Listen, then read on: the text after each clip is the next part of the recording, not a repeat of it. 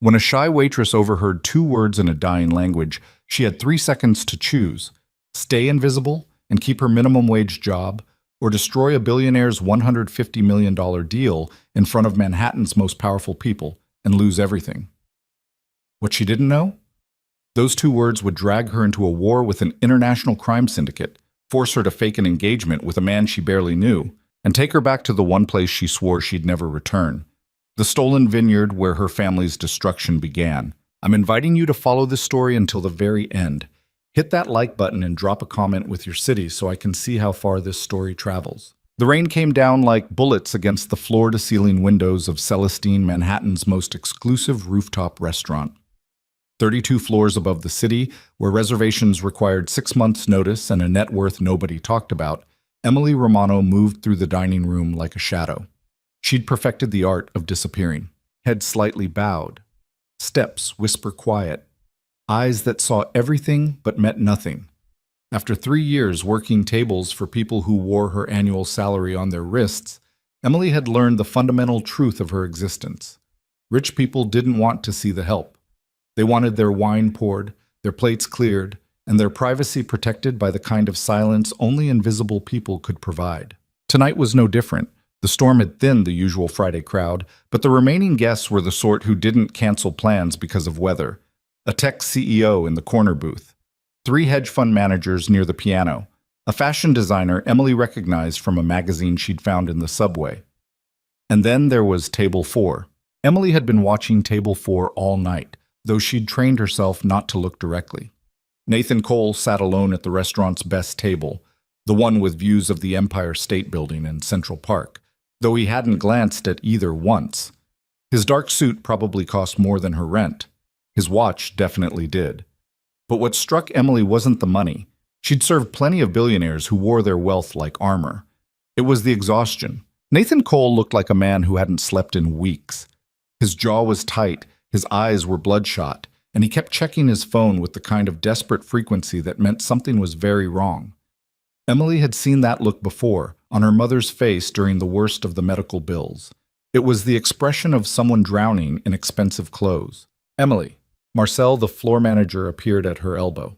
Table 4 is expecting guests, 2 businessmen. Eastern European, I think. They'll be ordering the tasting menu. Got it. And Emily? Marcel's voice dropped. Mr. Cole is a regular, very important. Nothing goes wrong tonight. Emily nodded, already moving toward the kitchen. Nothing goes wrong was code for, if you mess this up, you're fired. She couldn't afford to be fired. Her mother's medication cost $3,200 a month. The rent on their cramped studio in Queens was 2 months overdue. Emily's entire life was held together by tips and the desperate hope that tomorrow wouldn't be the day everything fell apart. She returned to Table 4 with fresh water glasses just as Nathan's guests arrived. They were exactly what Marcel had described. 2 men in expensive suits, late 50s, Eastern European accents. The shorter one had silver hair and a smile that never reached his eyes. The taller one had a scar running from his left ear to his collar. They greeted Nathan with the kind of elaborate warmth that always made Emily uneasy. Mr. Cole? The silver-haired man shook Nathan's hand with both of his. Such a pleasure to finally meet in person. Mr. Volkov. Mr. Dmitri. Nathan gestured to the empty seats. Please. Emily poured water, set down menus, recited the specials in the flat, pleasant voice she'd perfected. The men barely glanced at her. She was furniture, background noise. Exactly what she needed to be. We'll start with the Chateau Margaux, Volkov said without looking at the wine list. The 2005. Emily's stomach dropped. That bottle cost $4,200. Her commission would be substantial, but she'd also have to handle it perfectly. She nodded, retreating to the wine cellar with her heart hammering. When she returned with the bottle, the men were already deep in conversation. Emily began the ritual of opening the wine, letting Volkov examine the label, pouring a taste for his approval.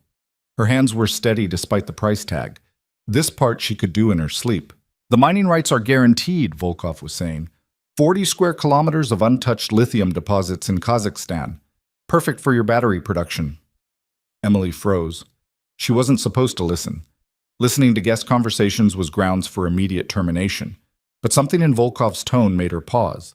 A slight shift, like a card dealer palming an ace. I've reviewed the geological surveys, Nathan said. He sounded tired. The lithium content is exactly what we need, but $150 million is significant. I need absolute certainty before we proceed. Of course, Dmitri smiled, which is why we've brought the documentation. He placed a leather briefcase on the table. Emily finished pouring the wine, moving around the table with mechanical precision. She was supposed to leave. Walk away. Let the rich men make their rich deals. But then Volkov leaned toward Dmitri and said something in a language Emily hadn't heard in 15 years. Her grandfather's language. Not Italian, not standard Sicilian, the ancient dialect from the mountain villages where her family had lived for 8 generations before everything fell apart.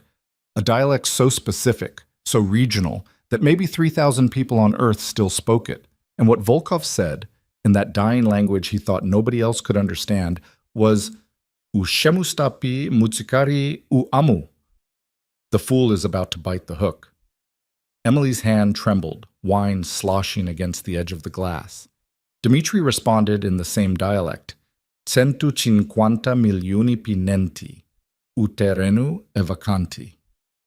150 million for nothing. The land is empty. Emily set down the wine bottle before she dropped it. They were scamming him. The lithium mine was fake. They were about to steal $150 million from Nathan Cole, and he had no idea because he didn't speak a language that barely existed outside of 3 villages in Sicily. Emily's throat went dry. She should walk away. This wasn't her problem.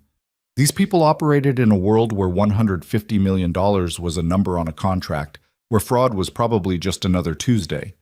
Nathan Cole was a billionaire. He'd recover. He'd sue. He'd hire lawyers and investigators and make these men disappear. But her family's vineyard had been stolen the same way. Different language, same con. Men in expensive suits smiling while they destroyed everything her grandfather had built. And by the time anyone realized what had happened, the thieves were gone, and the paperwork was ironclad. Emily looked at Nathan Cole. He was signing something, a preliminary agreement. His hand moved across the page with the defeated efficiency of a man too exhausted to see the trap. She had 3 seconds to decide. Keep her job, or tell the truth. Stay invisible, or burn everything down. Emily's hands were shaking so hard she had to grip the wine bottle to steady them. "Excuse me." Her voice came out wrong, too loud, too sharp. "I'm sorry, but I need to speak with you." All 3 men looked up. For the first time all night, they actually saw her. Nathan frowned. "Is something wrong with the wine?" "No, Emily's voice cracked. "I need to speak with you, privately, right now." Volkov's smile vanished. "I'm sorry, what is this?" "Please." Emily looked directly at Nathan, breaking every rule she'd ever learned about staying invisible. "Don't sign anything, not yet." The restaurant went quiet. At the other tables, conversation stopped. Marcel was staring at her from across the room with an expression of absolute horror. Nathan set down his pen. "I'm in the middle of a business meeting." "I know, I'm sorry, but you can't sign that contract." Emily's voice was steadier now, louder. "These men are lying to you." Dmitri stood up. "This is ridiculous. Mr. Cole, I don't know what—" "The lithium mine doesn't exist," Emily said. The words came out in a rush, unstoppable now. "They're running a scam. I heard them. They said it in Sicilian. They thought nobody would understand. But they said the land is empty and you're about to pay $150 million for nothing." The silence that followed was total. Nathan stared at her. Volkov's face had gone white. Dmitri's hand moved toward the briefcase. "You speak Sicilian." Nathan's voice was very quiet. "Not standard Sicilian, mountain dialect. From Corleone." Emily's heart was beating so hard she thought she might pass out. "My grandfather taught me. He's from there. And these men just said in that exact dialect that you're a fool about to bite a hook." Nathan turned to Volkov. The businessman's expression had shifted from shocked to dangerous. "This is absurd. A waitress making accusations." "Repeat what you said." Nathan's voice had changed completely. No exhaustion now, just cold focus. "Right now, in English." Volkov stood up. "We don't have to tolerate this disrespect." "Uskemu stapi muzikari u amu," Emily repeated, her voice shaking. That's what you said, word for word. And then your friend said the land is empty. Nathan picked up his phone. Security, table 4, now. What happened next happened fast. Dmitri grabbed the briefcase. Volkov lunged toward the exit, but Nathan was faster than he looked. His hand shot out and caught Volkov's wrist with the kind of controlled force that said he'd done this before. 2 security guards appeared from nowhere, moving with military precision. Within seconds, both men were restrained. Check the briefcase, Nathan said quietly. One of the guards forced it open. Inside were geological surveys, contracts, official-looking documents with stamps and signatures. Everything a legitimate mining deal would need. Nathan picked up one of the surveys, studied it for 5 seconds, then held it up to the light. Photoshop, he said flatly. Bad Photoshop. Look at the layering on the lithium density markers. He grabbed another document. This government seal is from 2019. Kazakhstan changed their mining certification stamps in 2021. He threw the paper down. Everything in here is fake. Volkov started speaking rapidly in Russian. Dmitri was cursing in what might have been Ukrainian. The security guards dragged them toward the service elevator while other diners watched in stunned silence. Emily stood frozen, the wine bottle still in her hand. Marcel appeared at her side, his face purple with rage. My office, now! Wait, Nathan's voice cut through the chaos. She stays. Mr. Cole, I apologize profusely for this disruption. She just saved me $150 million. Nathan was looking at Emily like he was seeing her for the first time. Whatever you're about to do, don't. Marcel's mouth opened and closed. Sir, she violated protocol. She interfered with a guest's business. She stopped a felony fraud. Nathan pulled out his phone again. I'm calling my lawyers and the FBI. This woman is a witness. If you fire her, I'll make sure every newspaper in New York knows this restaurant protects con artists. The silence stretched out. Marcel's face went through several colors before settling on defeated gray. Of course, Mr. Cole. Whatever you need. He retreated, leaving Emily alone with Nathan. She was still shaking. The reality of what she'd done was starting to hit. She'd just destroyed a business deal in front of Manhattan's elite, accused 2 men of fraud, and caused a scene that would be gossip in every high-end restaurant by morning. Sit down, Nathan said. I should get back to work. Sit. Down. Emily sat. Nathan poured wine into a clean glass and pushed it across the table toward her. How long have you worked here? 3 years? And you speak mountain Sicilian because your grandfather taught you. Yes. Emily's hands were wrapped around the wine glass to keep them from shaking. He's from Corleone, the actual town, not the movie. He came to America in the 60s. That dialect is dying out. Maybe 3,000 speakers left in the world. Nathan's eyes were sharp now, all exhaustion gone. What are the odds that one of them would be serving my table tonight? Emily said nothing. They weren't random investors, were they? Nathan continued. Someone knew I'd be here. Someone knew I was desperate enough to make a deal quickly. Someone set this up. He was right. Emily could see it now. The careful staging, the expensive suits, the perfect timing. This wasn't opportunistic fraud. This was targeted. You saved my company, Nathan said quietly. Do you understand that? I was about to wire $150 million to a shell corporation. By Monday, that money would be gone, and I'd be explaining to my board how I bankrupted us chasing fake lithium. I heard them talking. Emily's voice was barely a whisper. I couldn't let them do it. Why not? The question caught her off guard. What? Why not? Nathan repeated. You could have walked away, kept your job, stayed safe. Why risk everything for a stranger? Emily looked down at her hands. Because someone did it to my family. Different language, same con. They stole my grandfather's vineyard in Sicily with fake paperwork and legal tricks. By the time anyone realized what happened, the thieves were gone and we had nothing. My grandfather died still trying to get it back. She realized she was crying. I'm sorry, she said quickly, wiping her eyes. I shouldn't have. Don't apologize. Nathan's voice was soft. What's your name? Emily. Emily Romano. Emily Romano. He said it like he was memorizing it. Where did you learn to stay so calm under pressure? She almost laughed. I'm a waitress. People yell at me every day. You learn to keep moving. Nathan studied her for a long moment. Then he pulled out a business card and wrote something on the back. "This is my private number," he said, sliding it across the table. "Tomorrow, someone from my legal team will contact you. We'll need your statement about what you heard. But after that, if you ever need anything, a reference, a job, help with something, you call that number." Emily stared at the card. "I don't understand." "You just saved my entire company. That means something." He stood up, leaving $300 bills on the table. "Keep the change." "And Emily?" She looked up. "Thank you," he said, "for not walking away." Then he was gone, leaving Emily alone at table 4 with a wine bottle, a business card, and the growing certainty that she'd just destroyed her life. Marcel confirmed it 20 minutes later. "You're fired," he said flatly. "Effective immediately. Collect your things and leave." But Mr. Cole said, "Mr. Cole isn't here anymore, and the other guests are complaining about the disruption. You created a scene. You violated protocol.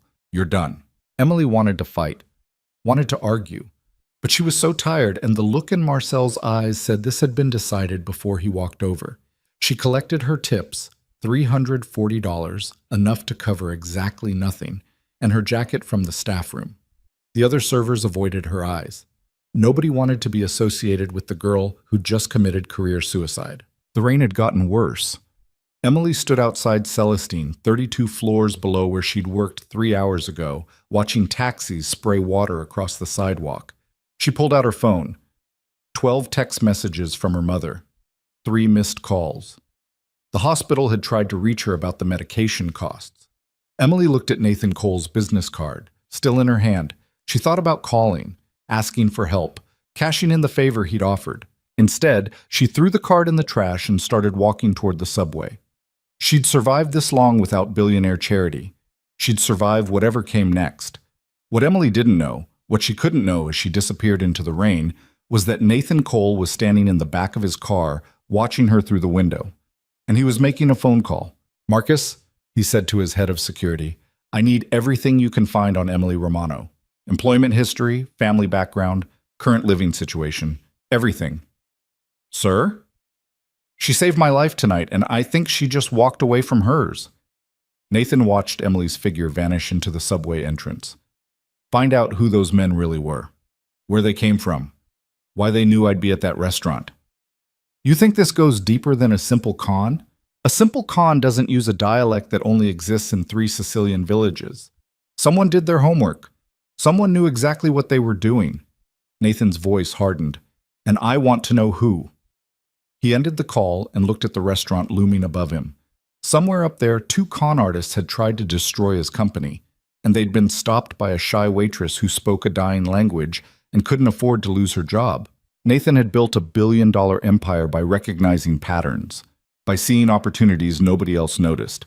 And tonight, covered in rain and exhaustion, he saw something he hadn't seen in years, a chance to do something right. 3 days later, Emily was sitting in her apartment when someone knocked on the door. She wasn't expecting anyone. The landlord had stopped by yesterday to discuss the overdue rent, a conversation that had ended with "one more week or you're out." Her mother was at the hospital for her regular treatment. Emily had spent the last 72 hours applying to restaurants across the city, only to discover that word of her scene at Celestine had spread faster than she'd imagined. Nobody was hiring the waitress who'd destroyed a billionaire's deal. She opened the door to find a man in a suit. Not expensive like Nathan's guests had worn. Practical, professional. He had the bearing of someone who'd spent time in the military.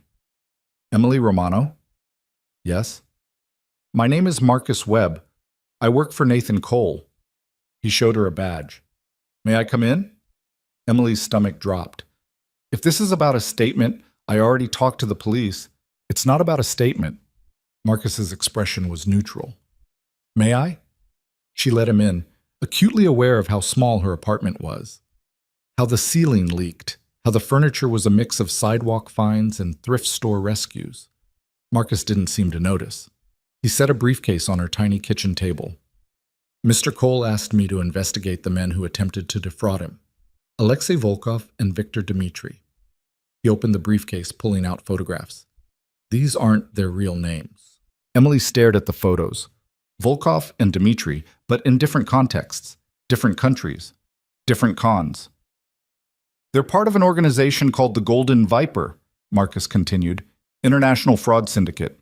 They've been running mining scams across 4 continents for the past decade. Combined, they've stolen over $800 million. Why are you telling me this? Marcus pulled out another photograph. It showed a vineyard, old stone buildings, Sicilian countryside. This is the Corleone property your grandfather owned, Marcus said quietly, the one that was stolen from your family in 1987. Would you like to know who orchestrated that theft? Emily couldn't breathe. Marcus placed another photo on the table, a younger man, maybe in his 30s, standing in front of the vineyard with a satisfied smile. Alexei Volkov, Marcus said. 39 years ago.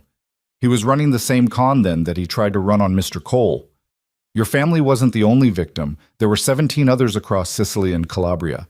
All of them lost their land. None of them ever got it back. Emily sat down hard. The man who destroyed your grandfather's life just tried to destroy Nathan Cole's company, Marcus said, and you stopped him. I don't understand what you want from me. Marcus closed the briefcase. Mr. Cole believes the Golden Viper stole something else during their meeting. Technical specifications for his company's new battery technology. Files that were on his laptop during the dinner. He didn't notice until later, but someone accessed his system remotely. How is that possible? The briefcase they brought. It had a wireless transmitter hidden in the lining. While you were pouring wine, they were downloading everything on his hard drive. Marcus's expression was grim. Those files are worth $2 billion on the black market. If the Golden Viper sells them to competitors, Mr. Cole's company is finished. Emily's head was spinning. What does this have to do with me?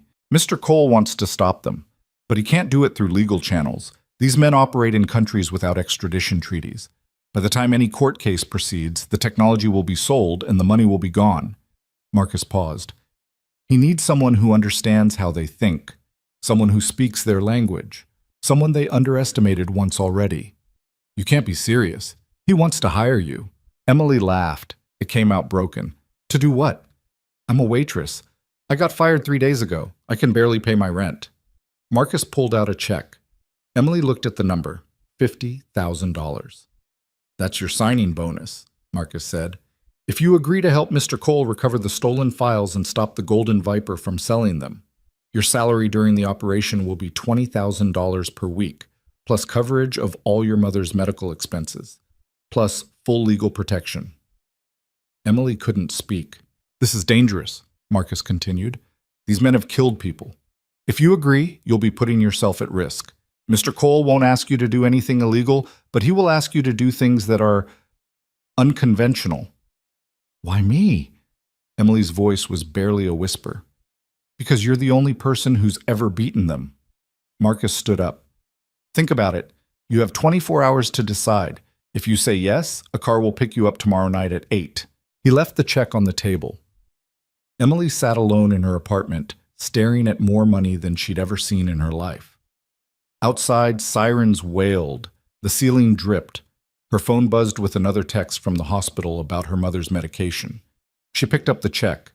Tomorrow night at 8, Emily Romano would either stay in her dying apartment and watch her life collapse, or she'd get in a car with a billionaire and go to war with the organization that destroyed her family. She looked at the photograph of her grandfather's vineyard one more time. Then she made her decision. Nathan Cole's penthouse occupied the entire top floor of a building in Tribeca that didn't advertise its address. Emily knew it cost more than she'd earn in 3 lifetimes, but when the elevator doors opened, she wasn't prepared for what she saw. It wasn't the size that struck her, though the space was massive, all glass and steel and million-dollar views. It wasn't even the obvious wealth, the art that belonged in museums, the furniture that looked like it had been designed for someone specific. It was the toys. A plastic castle in the corner, crayons scattered across a coffee table, a child's drawing taped to a refrigerator that probably cost more than a car. Emily. Nathan emerged from a hallway, and for a moment she didn't recognize him. No suit, just jeans and a t-shirt that had a stain on the collar. He looked younger, tired in a different way. Thanks for coming. You have a kid. It came out before she could stop it. Nathan smiled, but it was strained. Daughter, Sophie. She's 4. Asleep right now, thank God. Bedtime is a negotiation that makes billion-dollar deals look simple. He gestured for her to sit. Marcus told you about the files, Nathan said. It wasn't a question. About what we're up against. He told me you want to hire a fired waitress to fight international criminals. Emily's voice was sharper than she intended. Which sounds insane. It is insane. Nathan poured 2 glasses of whiskey. But I'm out of sane options. The Golden Viper operates in places where law doesn't reach. They've got the files. They've got buyers lined up. If I don't stop this in the next 2 weeks, everything I've built is gone. And you think I can help because I speak Sicilian. I think you can help because you did something nobody else has done in 40 years.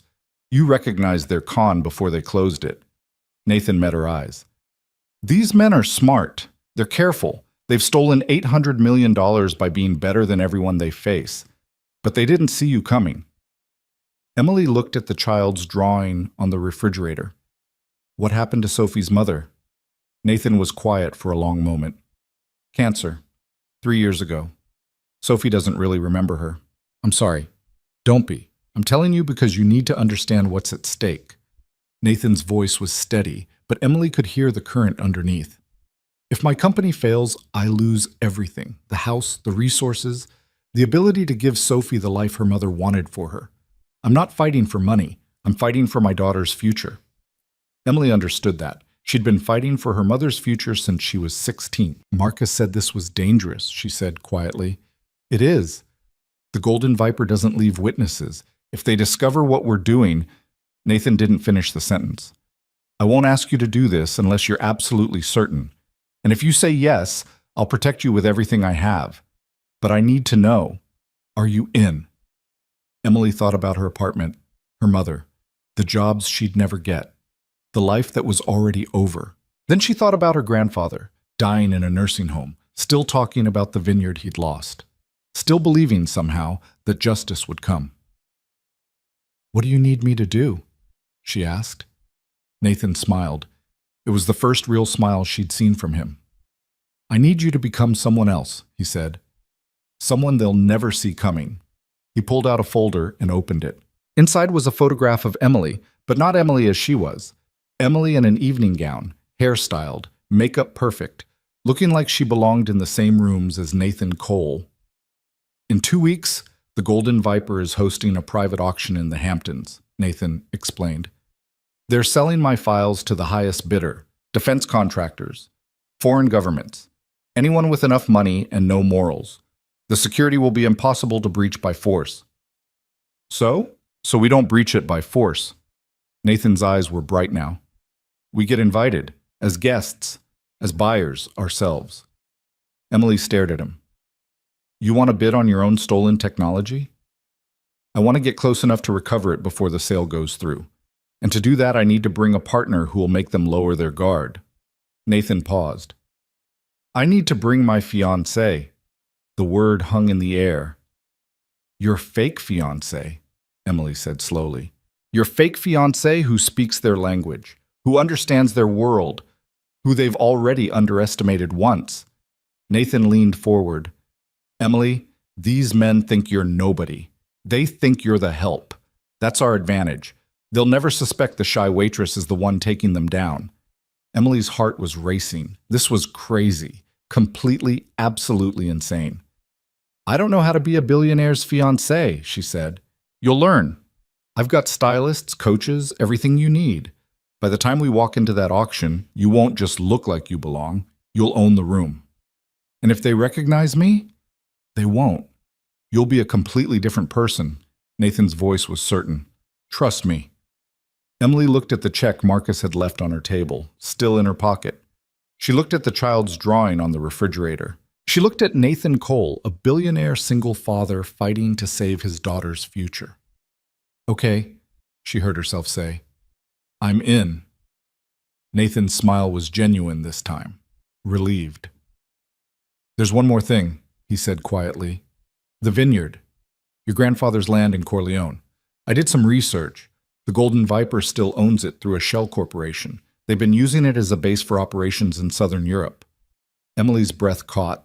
If we take them down, Nathan continued, that property goes into receivership, and I've got lawyers who can make sure it ends up back with its rightful owners. He was offering her everything: money, protection, justice for her family. All she had to do was pretend to love him and walk into a room full of criminals who'd killed for less. "When do we start?" Emily asked. Nathan stood up, offering his hand. "Tomorrow," he said. "Welcome to the war, Emily Romano." She shook his hand. Neither of them knew it yet, but in that moment, everything changed.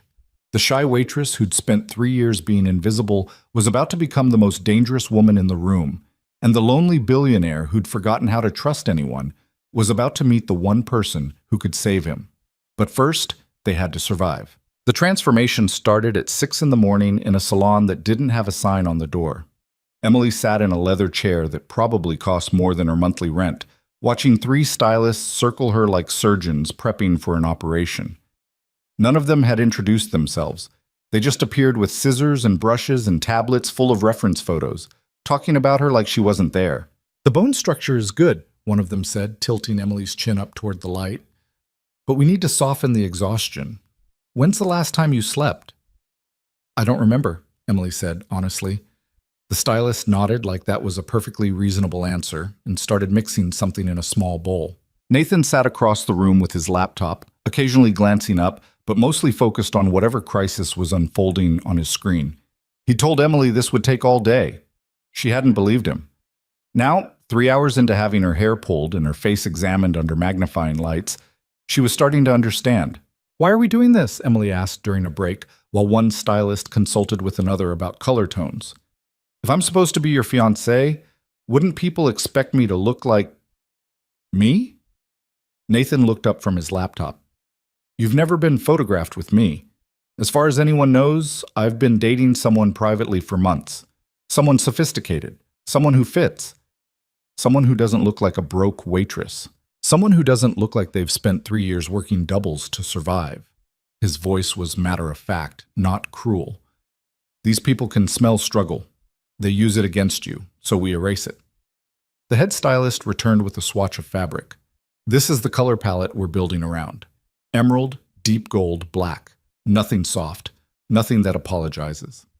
Emily stared at the fabric. It was beautiful, rich, the kind of thing she'd only ever seen in magazines. "I don't know how to wear colors like that," she said quietly. "You will." The stylist's voice was surprisingly kind. "By the time we're done, you won't remember being anyone else." That was what scared her. By noon, Emily's hair had been cut, colored, and styled into something that belonged on a different person. The stylist had kept the length but added layers that moved when she turned her head, catching light in ways her old hair never had. The color was darker, richer, with subtle highlights that looked expensive because they were. "Don't touch it," the stylist warned as Emily reached up instinctively. "You'll learn to live with it perfect." Next came the makeup artist, a woman named Claudia, who barely spoke but communicated entirely through brushes and palettes. She studied Emily's face for a full minute before starting, and when she finally began applying makeup, her hands moved with the precision of someone diffusing a bomb. "You have good skin," Claudia said. It was the first compliment Emily had received all day. "You just hide it. I work nights, sleep during the day when I can. There's not much time for skincare routines." Claudia nodded, applying something under Emily's eyes that made the dark circles disappear like they'd never existed. "That's over now. From today, you take care of this face like it's worth $1 million. Because that's what people will think when they see you." Emily wanted to laugh. Wanted to say that no amount of makeup could turn her into the kind of woman who belonged on Nathan Cole's arm. But when Claudia finally turned the mirror around, Emily's breath caught. The woman staring back wasn't her. Same eyes, same mouth. But everything else had changed. The hollowness was gone. The exhaustion erased. She looked awake, alert, like someone who'd never worried about rent or medical bills or whether tomorrow would be the day everything fell apart. "Nathan," Claudia called. "Come look." Nathan crossed the room and stopped. For a long moment, he just stared. "Is it wrong?" Emily asked. Her voice sounded small. "No." Nathan's expression was unreadable. "It's perfect. You look like someone I'd propose to." Something about the way he said it made Emily's stomach flip. The wardrobe consultant arrived after lunch with 6 rolling racks of clothes. Designer labels Emily recognized from movies and magazines. Dresses that cost more than she'd made in 6 months of double shifts. "We're building a complete identity," the consultant explained, pulling dresses and holding them up against Emily's frame. Day wear, evening wear, casual pieces that still scream money. Everything custom fitted to you. Emily stood in front of a three-way mirror while the consultant and two assistants dressed her like a doll. Outfit after outfit, each one more expensive than the last, each one transforming her further into someone she didn't recognize. "How does this feel?" the consultant asked as Emily stood in an emerald silk dress that fit like it had been painted on. "Like I'm playing dress up." "Good. That's what we want. Fake it until it becomes real." The consultant adjusted the neckline. "These people are all faking it too. They just started earlier." By the time the sun started setting, Emily had been measured, fitted, photographed, and documented like she was evidence in a trial. Her feet hurt from standing. Her face felt strange under all the makeup. But when she looked in the mirror, she saw someone who could walk into a room full of billionaires and not look out of place. Nathan approached with a small box. "Last piece," he said, opening it. Inside was a ring. Not huge. Not the kind of ostentatious diamond that screamed, "Look at me," but beautiful in a way that made Emily's chest tight. Platinum band with a single emerald surrounded by smaller diamonds. Elegant, understated, expensive in a quiet way. "It was my mother's," Nathan said. "She left it to me before she died. Said I should give it to someone who deserved it." Emily stared at the ring. "I can't wear your mother's ring. It's just a prop." "Part of the costume." But his voice was soft. "Put it on." Emily slid the ring onto her finger. It fit perfectly. "How did you know my size?" she asked. "I'm very good at details." Nathan stepped back, studying her. "Tomorrow we start training, posture, speech patterns, how to move in expensive clothes, how to talk to people who think they're better than you, how to make them believe you belong." "What if I can't do it?" Nathan's expression shifted. "Emily, 3 days ago you stood in front of Manhattan's elite and accused 2 criminals of fraud. You didn't flinch. You didn't back down. If you can do that, you can do this." Emily looked at herself in the mirror one more time. The stranger staring back looked confident, polished, like someone who'd never been afraid of anything. She wondered how long she could pretend to be that person before the cracks started showing. The training started the next morning in Nathan's penthouse. Marcus was there, along with a woman Nathan introduced as Victoria Chen, a former CIA operative who now consulted for private security firms. Victoria looked Emily up and down with the kind of clinical assessment that made Emily feel like she was being X-rayed. "Walk across the room," Victoria said. Emily walked. "Again, slower." Emily walked slower. "You're apologizing with your body. Shoulders back, chin up, take up space like you own it." Emily tried again. It felt wrong, aggressive. "Better," Victoria said. "But you're still thinking about it. Rich people don't think about posture. They've been taught to stand like that since childhood. It's automatic. We need to make it automatic for you." For the next 4 hours, Victoria drilled Emily on everything. How to enter a room, how to hold a wine glass, how to shake hands with people who considered her beneath them, how to smile without warmth, how to make eye contact that communicated, "I see you, but I don't need you." "You're going to hate me by the end of this," Victoria said during a break, "but I'm going to save your life. These people can smell fear. They use it. You need to learn how to be afraid and never show it." Emily thought she'd already learned that lesson working tables at Celestine, but this was different. This was about becoming someone who'd never had to be afraid in the first place. Nathan joined them after lunch with a stack of files. "You need to know who you are," he said, spreading documents across the table. "Not Emily Romano. Isabella Marchetti. That's your name now." Name. Emily picked up a passport.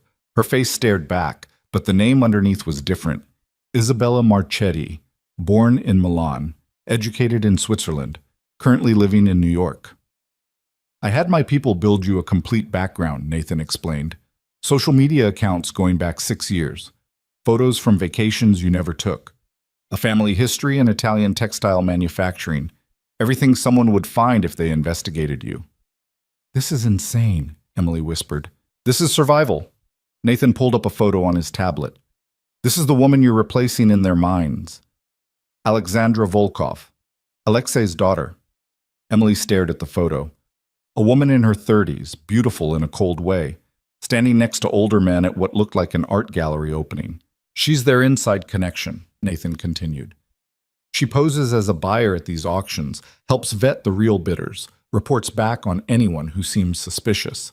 If we can convince her you're legitimate, we're in. And how do I do that? By being someone she'd believe. Someone cultured, connected, bored enough with legitimate business to find the black market interesting. Nathan's eyes were intense. You need to make her think you're just like her. Victoria leaned forward. The key is confidence, not arrogance. Confidence. You walk in like you've been to 100 of these events, like buying stolen technology is just another Tuesday. I've never even been to the Hamptons, Emily said. Then we'll fix that too. The next week passed in a blur of training, preparation, and details Emily's brain couldn't quite process. They flew to the Hamptons in Nathan's private helicopter, Emily's first time in any aircraft, though she pretended she'd done it 1,000 times. They stayed at a beach house that made his penthouse look modest. They practiced scenarios until Emily could recite her fake background in her sleep. Every morning started with Victoria drilling her on body language and social cues. Every afternoon, Nathan taught her about technology and business so she could hold conversations about battery patents and lithium extraction without sounding lost. Every evening, they had dinner together while Nathan critiqued her performance. "You're still eating too fast," he said one night, like someone who's not sure when the next meal is coming. Emily set down her fork. That's because for 3 years, I wasn't sure when the next meal was coming. I know, but Isabella Marchetti is never worried about that. She picks at her food. She leaves half the plate. She doesn't care because there's always more. Emily stared at the expensive pasta in front of her. This feels wrong. It is wrong, but it's necessary. Nathan's voice was softer. I'm not trying to erase who you are, Emily. I'm trying to keep you alive. On the 5th night, Nathan's daughter Sophie wandered into the living room where they were reviewing auction protocols. She was wearing princess pajamas and carrying a stuffed elephant. Daddy, I can't sleep. Nathan's entire demeanor changed. Hey, sweetheart, bad dream? No, just not tired. Sophie noticed Emily and tilted her head. Who are you? Emily froze. They hadn't discussed what to tell Sophie. This is Emily, Nathan said. She's helping Daddy with work. Sophie climbed onto the couch next to Emily, completely unself-conscious. You're pretty. Are you Daddy's girlfriend? Sophie, Nathan started. Kind of, Emily said. The lie tasted bitter. We're pretending. For work. Like playing house? Exactly like that. Sophie nodded sagely, like this made perfect sense. I play house at school. I'm always the mom because I'm good at cooking. Do you cook? I used to, before... Emily trailed off. Before what? Before I got too busy. Sophie studied her with the unsettling directness only children had. You look sad. Emily's throat tightened. Sometimes grown-ups have sad faces even when they're okay. My mommy had a sad face before she went to heaven. Sophie said it matter-of-factly, like she was discussing the weather. Daddy says she's watching us, but I don't remember what she looks like anymore. Nathan's expression cracked. Emily didn't know what to say, didn't know how to respond to a 4-year-old casually discussing her dead mother. So she just sat there while Sophie played with the emerald ring on her finger. This is pretty too, Sophie said. Is it magic? Maybe, Emily whispered. Nathan eventually carried Sophie back to bed. When he returned, his eyes were red. I'm sorry, he said. She doesn't usually talk about her mother with strangers. I'm not a stranger anymore. I'm your fake fiancé. Nathan almost smiled. Right. My fake fiancé who my daughter just decided to trust completely. They sat in silence for a moment. What was she like? Emily asked. Your wife. Nathan was quiet for so long Emily thought he wouldn't answer. Strong, he finally said. Stronger than me. She knew she was dying for 6 months before she told anyone. Spent that time setting up trusts, recording videos for Sophie's birthdays, writing letters for every milestone she'd miss. She planned her own funeral, picked the flowers, made me promise I'd keep building the company because it's what would take care of Sophie. That's not strength. That's terror disguised as control. Nathan looked at her sharply. I'm sorry, Emily said quickly. I shouldn't have... No, you're right. Nathan's voice was rough. She was terrified, and I let her handle it alone because I didn't know how to help. I threw money at doctors and experimental treatments in private hospitals, but I couldn't fix it. I couldn't save her. Emily understood that helplessness. She'd felt it every time her mother went to the hospital, every time the bills came, every time she had to choose between medication and rent. Is that why you're doing this? She asked. The company, the files, all of it, because you promised her? I'm doing this because if I fail, Sophie loses everything. The house, the life her mother wanted for her, the future we planned. Nathan's hands were clenched. I won't let that happen. Emily looked at the man sitting across from her. Not a billionaire, just a father who was terrified of breaking a promise to his dead wife. We'll get your files back, she said. You sound certain. I am, because I've got more to lose than you do. Nathan frowned. What do you mean? Emily stood up, walking to the window. The ocean was dark beyond the glass. You've got money, resources. If this fails, you'll rebuild. You'll figure something out. But me? I've got one shot, one chance to stop being invisible, to save my mother, to get back what my family lost. She turned to face him. So I'm not going to fail. Something shifted in Nathan's expression. You're not doing this for the money. The money helps. But no. I'm doing this because these men took everything from my grandfather, and then they tried to take everything from you. And I'm tired of watching bad people win. Nathan stood, crossing to stand beside her at the window. You're not what I expected, he said quietly. What did you expect? Someone who'd take the money and run. Someone who'd panic when it got real. Someone who'd need saving. He paused. But you're not that person. I've been saving myself for a long time, Emily said. I'm just doing it with better shoes now. Nathan laughed. It was the first real laugh she'd heard from him. Isabella Marchetti wouldn't say that, he said. Then it's good we're alone. They stood there in silence, watching the ocean. And for a moment, Emily forgot they were pretending. Forgot she was wearing someone else's clothes and someone else's name and someone else's ring. For a moment, she just stood next to someone who understood what it meant to fight for the people you loved. The night before the auction, Marcus arrived with final intelligence. We've confirmed the location, he said, spreading blueprints across Nathan's kitchen table. Private estate in East Hampton. Belongs to a shell corporation owned by the Golden Viper. Security is military grade, armed guards, surveillance, the works. How many people are we expecting? Nathan asked. 30 buyers maximum, all invitation only, all verified through their network. Marcus pointed to various points on the blueprint. Entry is through the main house. Auction happens in a converted ballroom. Your files will be in a secure room adjacent to the auction floor. So we just need to get into that room, recover the files, and get out without anyone noticing, Emily said. Essentially, yes. That's impossible.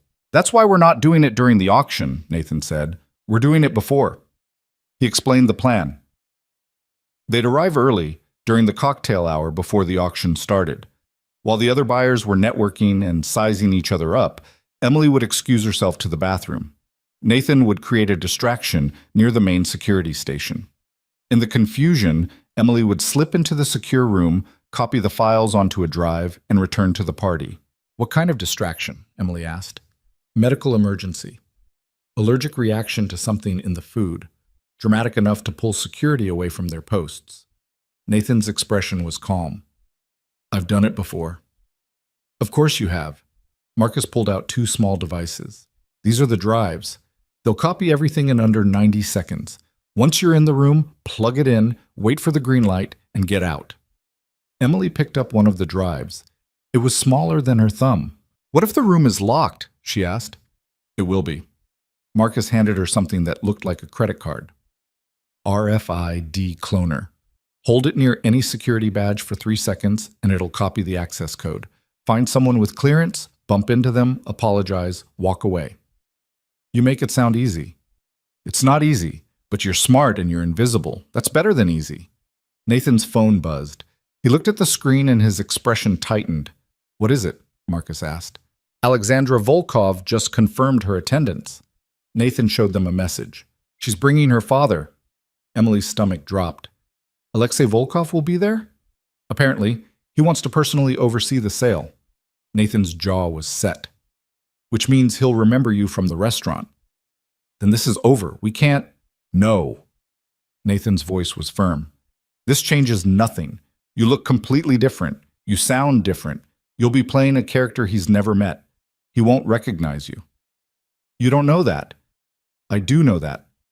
Because I barely recognized you after one day of preparation.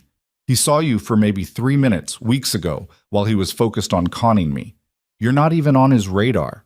Emily wanted to believe him, but she remembered the way Alexei Volkov had looked at her after she'd exposed him.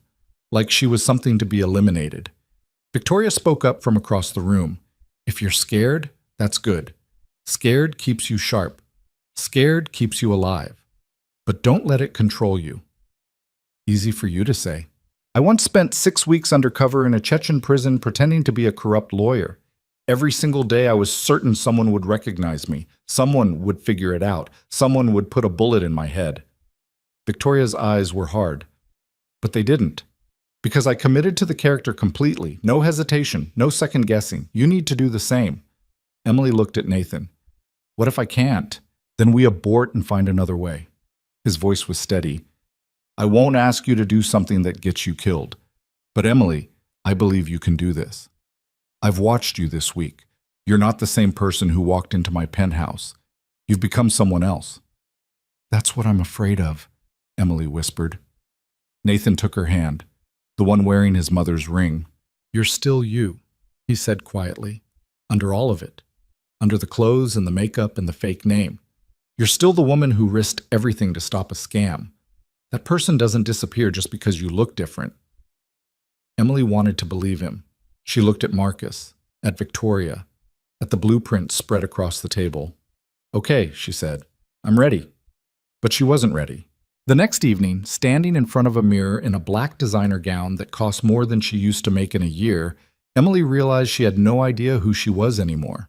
The woman in the reflection was stunning, poised, the kind of person who belonged at exclusive auctions and private estates, hair perfect, makeup flawless, wearing a dead woman's ring and a fake identity and the weight of everything that could go wrong.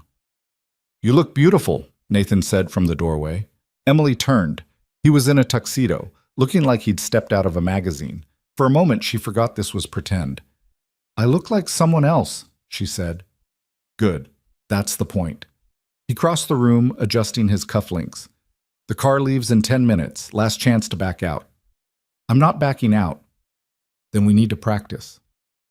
Practice what? Nathan held out his hand. We're engaged. We need to look like it. Emily took his hand. His grip was warm, steady. Closer, he said. She stepped closer. Nathan's other hand settled on her waist, and Emily's breath caught. This was part of the act, part of the character. But it didn't feel like acting. When we walk in, you'll have your hand on my arm, Nathan said quietly. We'll move together, like we've done this 1,000 times, like you belong there and everyone else is just visiting. What if someone asks how we met? We met at a charity gala in Milan. You were there representing your family's textile business. I was speaking about sustainable manufacturing. We talked for 3 hours, and I knew. Knew what? That you were different from everyone else in that room.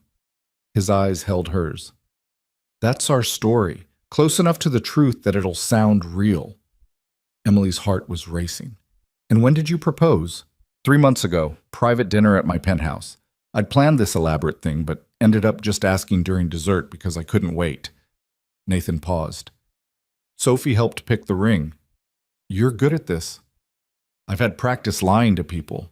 His voice was bitter. Investors, competitors, board members, everyone wants a story. I just give them one they'll believe. Is any of it true? The charity gala? The dinner? Nathan's expression was unreadable. Does it matter? Before Emily could answer, Marcus appeared in the doorway. Car's ready, he said. Time to go. Nathan released Emily, stepping back. The moment broke. Remember, he said as they headed for the elevator. You're Isabella Marchetti. You're bored with legitimate business. You're here because it's interesting, and you're completely in love with me. Emily looked at the ring on her finger. Right, she said. Completely in love. But as the elevator descended toward the car that would take them to the auction, Emily realized the most dangerous part of this plan wasn't the criminals, or the security, or the risk of getting caught. It was how easy it was becoming to forget she was pretending. The estate rose out of the Hamptons' darkness like something from another century. Iron gates, manicured hedges that probably cost more to maintain than most people's mortgages. A circular driveway lit by torches that cast jumping shadows across marble fountains and sculpted topiaries. Emily's hand tightened on Nathan's arm as their car joined the line of vehicles waiting to be vetted by security. "Breathe," Nathan murmured. "You've been to places like this before, remember?" "Right. Isabella has." Emily forced herself to relax her grip. "Isabella is bored by all this." "Exactly." The car ahead of them was waved through. Then it was their turn. A guard in a dark suit approached, carrying a tablet. Nathan lowered the window. "Name?" "Nathan Cole, +1. The guard checked his tablet, then nodded to someone Emily couldn't see. A second guard walked around the car with what looked like a mirror on a pole, checking underneath for explosives or tracking devices. A third guard appeared with a sensor wand. "Step out of the vehicle, please."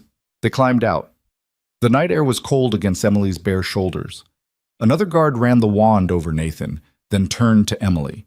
She stood perfectly still while the device passed over her dress, her clutch, her jewelry. The emerald ring caught the torchlight. "Beautiful piece," the guard said. "Family heirloom," Emily replied. Her voice came out smooth, bored. Isabella's voice. "My fiancé has excellent taste in antiques." The guard smiled slightly and waved them through. Nathan's hand found the small of Emily's back as they walked toward the entrance. To anyone watching, they looked like exactly what they were pretending to be. A wealthy couple arriving fashionably late to an event they didn't particularly care about. But Emily could feel Nathan's fingers pressing slightly harder than necessary. A warning. Or maybe reassurance. The main entrance opened into a foyer that belonged in a museum. Marble floors, crystal chandeliers, original art on the walls that Emily recognized from her mother's old coffee table books. A Monet, a Degas. Paintings worth millions hanging like wallpaper. A woman in a severe black suit greeted them. "Mr. Cole, welcome. If you'll follow me to the reception area." They were led through a hallway lined with more art, more wealth, more casual displays of money that made Emily's earlier life feel like it had happened to someone else. The reception area was a converted ballroom with floor-to-ceiling windows overlooking dark gardens. Maybe 40 people mingled with champagne glasses, their conversations creating a low hum of polite noise. Emily scanned the room automatically, looking for exits, security cameras, armed guards trying to blend in as staff. "Champagne?" A server appeared with a tray. Nathan took 2 glasses, handing one to Emily. Their fingers brushed, and she felt the small device he'd palmed into her hand, the RFID cloner. She slipped it into her clutch without missing a beat. "Not bad," Nathan murmured as the server moved away. "You're a natural." "I spent 3 years serving people like this. I know how they move." "That's not what I meant." Before Emily could respond, a voice cut through the ambient noise. "Nathan Cole, I didn't expect to see you here." A man in his 50s approached, silver-haired, with the kind of tan that came from yachts and private islands. His smile didn't reach his eyes. "Richard." Nathan's tone was perfectly neutral. "Small world." Indeed, Richard's gaze slid to Emily with undisguised interest. "And who is this?" "Isabella Marchetti," Emily said before Nathan could introduce her. She extended her hand. Charmed. Richard took her hand, holding it a fraction too long. "Marchetti. The textile family?" "Guilty. Though I prefer to think of us as the boring thread people." Emily smiled, withdrawing her hand smoothly. "My father always said we made our fortune by literally holding everyone else's clothes together." Richard laughed. "And how did you end up with this workaholic?" "Charity gala in Milan. He was giving a speech about sustainable manufacturing. I was trying not to fall asleep." Emily glanced at Nathan with practiced affection. Then he started talking about lithium extraction, and I realized he was the only interesting person in the room. "How romantic," Richard said dryly. "We're very dull, I'm afraid," Nathan said. "Isabella collects me from my office at midnight and forces me to eat actual food. It's terrible." "Someone has to keep you alive," Emily said. "Your daughter needs you." Richard's expression shifted slightly. "I didn't know you had a daughter." "Most people don't." Nathan's voice was cool. I prefer to keep my family private. Of course. Richard's smile was knowing. Well, I'll let you two enjoy the evening. Emily, lovely to meet you. Isabella, Emily corrected gently. Right, Isabella. He drifted away and Emily released a breath she didn't know she'd been holding. That was a test, Nathan said quietly. I know. You passed. Who was he? Richard Vance, venture capitalist. Also probably an informant for whoever's running this auction. Nathan's eyes tracked Vance across the room. He'll report back that we seem legitimate. Good. But he called you Emily. I noticed. Did you correct him too quickly? Would Isabella have cared? Emily's stomach tightened. I don't know, maybe. People get my name wrong all the time. Not people like that. They remember names, details. It's how they operate. Nathan's voice was tense. We need to be more careful. Before Emily could respond, a woman's voice rang out across the room. Ladies and gentlemen, if you'll begin making your way to the auction hall. The crowd started moving. Emily and Nathan joined the flow, passing through another set of doors into what had once been a library, but was now configured with rows of chairs facing a raised platform. At the front of the room was a table with a locked case on top of it. Nathan's files. Emily could see them from here. A slim briefcase, unassuming, containing technology worth billions. See the door on the left? Nathan whispered as they found seats in the middle section. That's the secure room. That's where you're going. Emily spotted it, unmarked, probably locked, with a card reader beside the handle. I need someone with clearance, she murmured. Front row, woman in the red dress. She's been talking to security all night. Money says she's got access. Emily studied the woman. Late 30s, attractive, moving with the kind of confidence that came from always getting what she wanted. Something about her was familiar. Then the woman turned and Emily's blood went cold. Alexandra Volkov. She looked different from her photos. Harder. But it was definitely her. Alexei's daughter. The woman who helped run these auctions. The woman who would recognize Emily instantly if she got too close. That's her, Emily breathed. I know. She's the one with access. I know. Nathan, I can't. You can. His hand found hers under the cover of her clutch. She doesn't know who you are. She's never seen Emily Romano. All she'll see is Isabella Marchetti. You're asking me to walk up to the daughter of the man I exposed and steal her security clearance? Yes. Emily wanted to laugh, or scream, or run. Instead, she watched as Alexandra Volkov took her seat in the front row, crossing her legs with practiced elegance.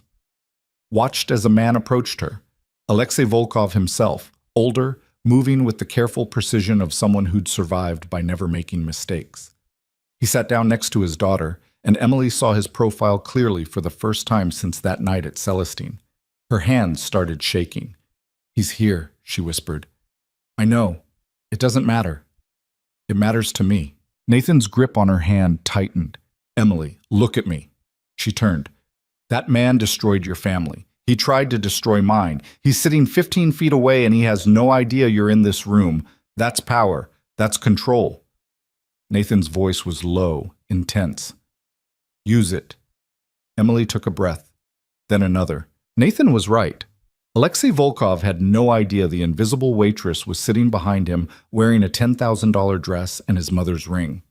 He'd looked through Emily at Celestine the same way he'd looked through every server, every assistant, every person he considered beneath him. That was his weakness, and it was about to destroy him. A man walked onto the platform and the room quieted. Good evening, ladies and gentlemen. Welcome.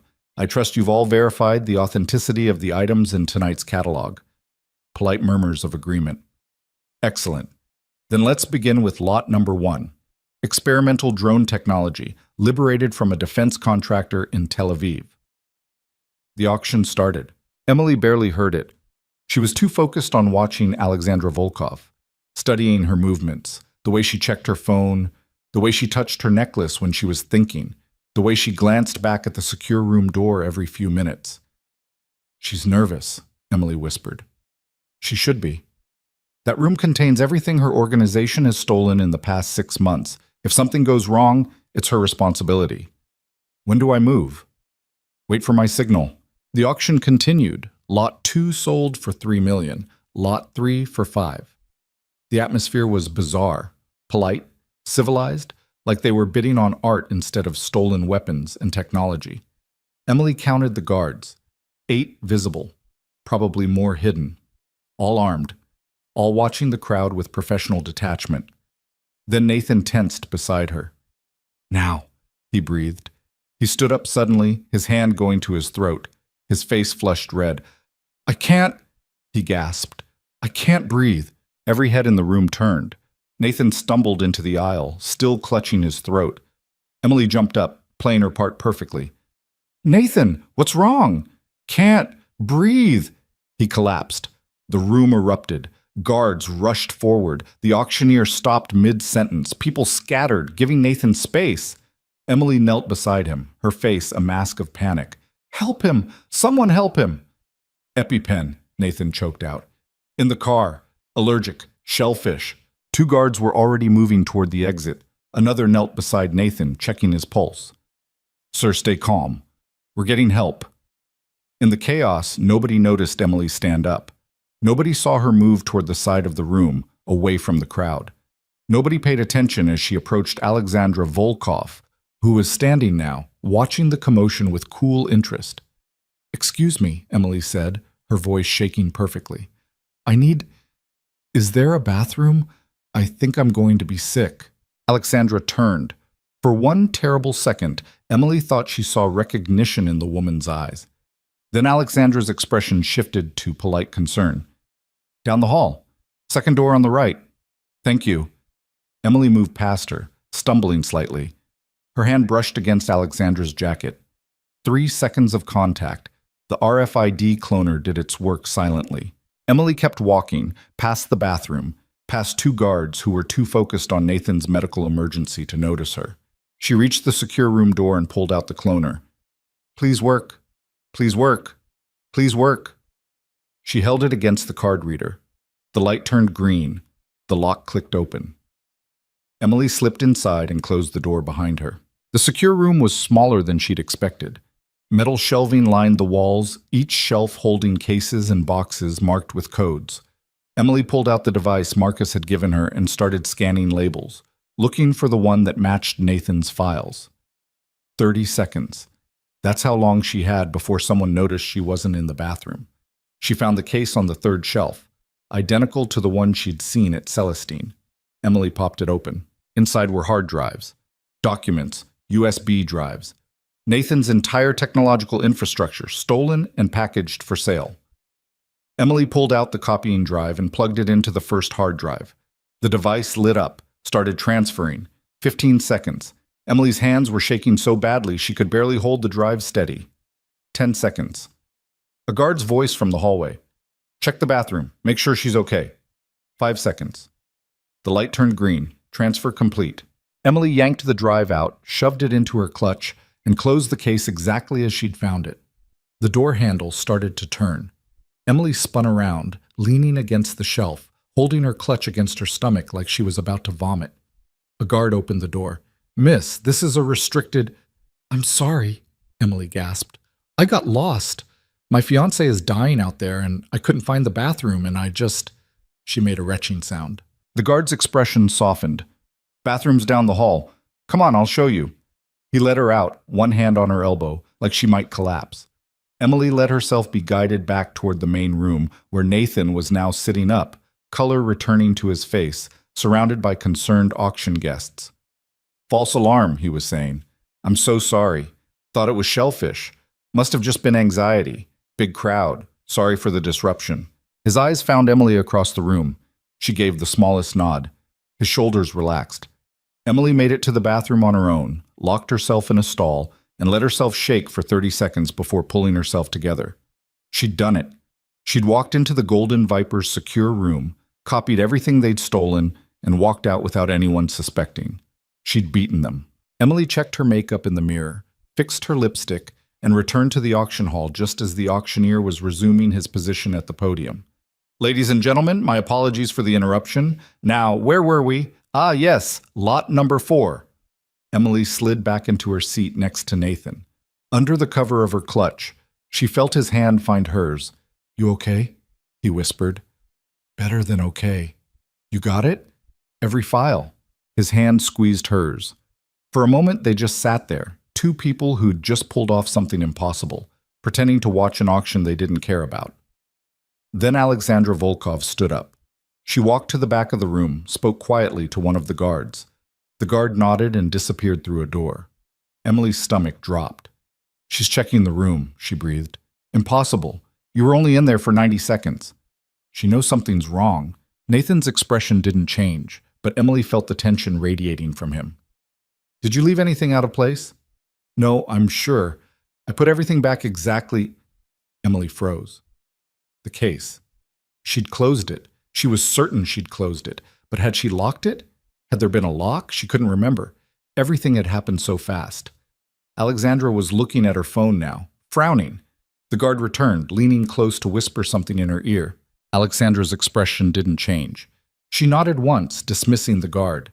Then her eyes swept the room, cold and calculating. They landed on Emily. For 3 seconds that felt like hours, Alexandra Volkov stared directly at her. Emily forced herself to hold the gaze. Forced herself to look mildly curious, nothing more. Just another bored socialite wondering what the fuss was about. Alexandra's eyes moved on.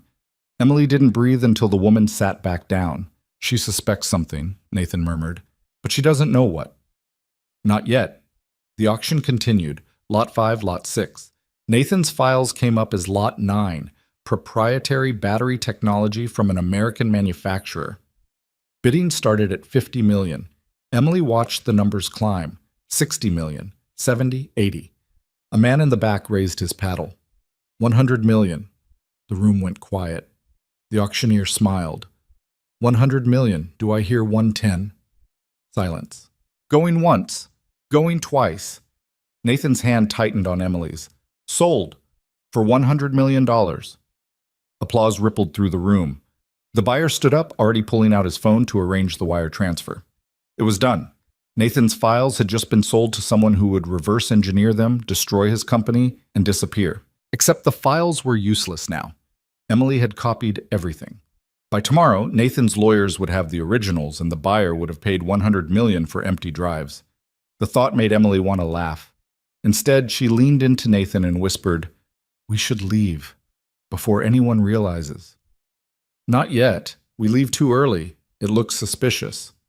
Stay too long, and we're trapped." Nathan hesitated. Then Alexandra Volkov stood up again and walked straight toward them. Emily's heart stopped. "Mr. Cole?" Alexandra said, her accent faint but present. "I'm so glad you're feeling better." "Thank you. Just a scare. Embarrassing, really." "Not at all." Alexandra's smile was practiced. "Though I must admit, I'm surprised to see you here. You don't typically involve yourself in our world." "Isabella convinced me to expand my horizons." Nathan gestured to Emily. "She's always pushing me toward new experiences." Alexandra turned her attention to Emily fully. "We haven't been introduced. I'm Alexandra." Emily extended her hand. "Isabella Marchetti." They shook. Alexandra's grip was firm, assessing. "Marchetti? Italian?" "Milanese, though I've been in New York for several years." "And what brings you to an auction like this?" Emily could feel the trap in the question. This was a test. Alexandra was probing, looking for inconsistencies. "Honestly? Boredom." Emily's voice was light. "Legitimate business is so tedious. All those regulations and committees and stakeholder meetings. This is more interesting." "Interesting is one word for it." "What word would you use?" Alexandra's smile sharpened. "Dangerous." "Only if you're careless." "And you're not careless?" "I wouldn't be here if I was." They stared at each other. Emily could feel Nathan's tension beside her, but she didn't break eye contact. Finally, Alexandra laughed. "I like you, Isabella. You have nerve." "Thank you, I try." "We should have drinks sometime. I know all the best places in the city."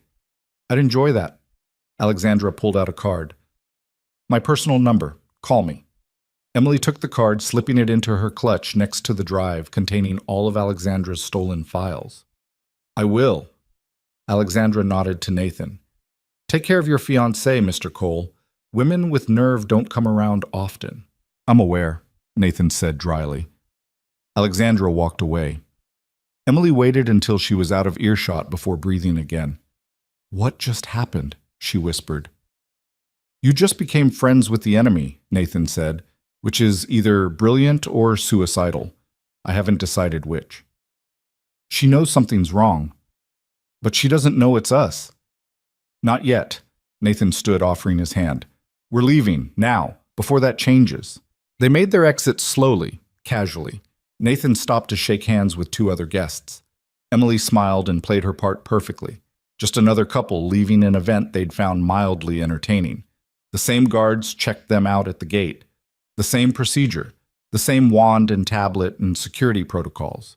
The guard who'd helped Emily find the bathroom earlier nodded to her. Hope your fiancé's feeling better, miss. Much better, thank you. They got into the car. The gates closed behind them. Emily waited until they were a mile down the road before pulling out the drive. We did it, she breathed. Nathan took the drive, examining it in the dim light. Marcus will verify everything when we get back, but yes, I think we did. He started laughing. It was a sound somewhere between relief and disbelief. Emily found herself laughing too. We just robbed international criminals. We just robbed international criminals and made friends with them while doing it. Alexandra invited me for drinks. You should go. Emily stared at him. You can't be serious. Why not? She likes you, trusts you. That's valuable. She's dangerous. So are you. Emily didn't know what to say to that. They drove in silence for a while, the Hamptons giving way to the highway giving way to the city lights of Manhattan. What happens now? Emily asked finally. Now Marcus analyzes everything on this drive. My lawyers file for injunctions against anyone who bought files tonight. We expose the Golden Viper's operation and watch it burn. And me? Nathan glanced at her. What about you? Our deal was one operation. I helped you recover the files. That's done. You think this is done? Isn't it? Nathan pulled the car over. They were somewhere near the Queens Midtown Tunnel, cars streaming past them in the darkness. Emily, you just proved you can do something nobody else can. You infiltrated an organization that's been untouchable for 40 years. You stole from them, and they thanked you for coming. His voice was intense. This isn't over. It's just beginning. I don't understand. We got the files back, but we didn't stop them. The Golden Viper is still operating, still destroying people, still winning. Nathan turned to face her fully.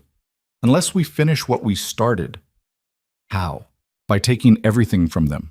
Their operation, their resources, their reputation. Everything they took from your grandfather and tried to take from me. His eyes were bright with something Emily couldn't quite name. But I can't do it alone. I need the woman who speaks their language. The woman who can walk into their world and burn it down from the inside. Emily looked at the emerald ring on her finger.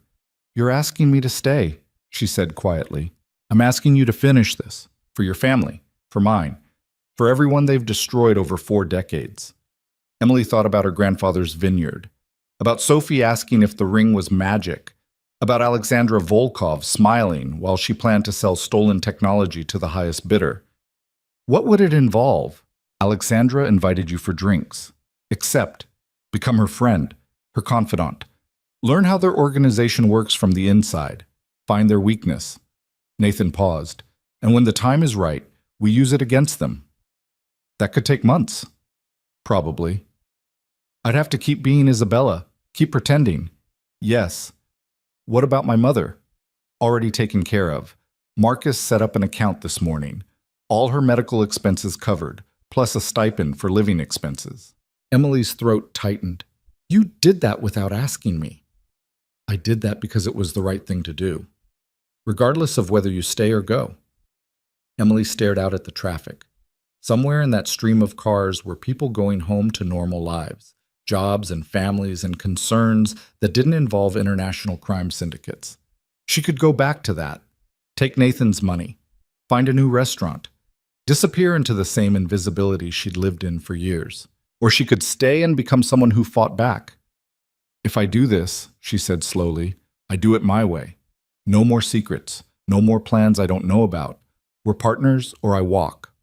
Nathan extended his hand. Partners. Emily shook it. Then she pulled out her phone and looked at Alexandra's card. What are you doing? Nathan asked. Accepting a drink invitation. She typed out a message. Had such a lovely time tonight. Would love to connect soon. Are you free this week?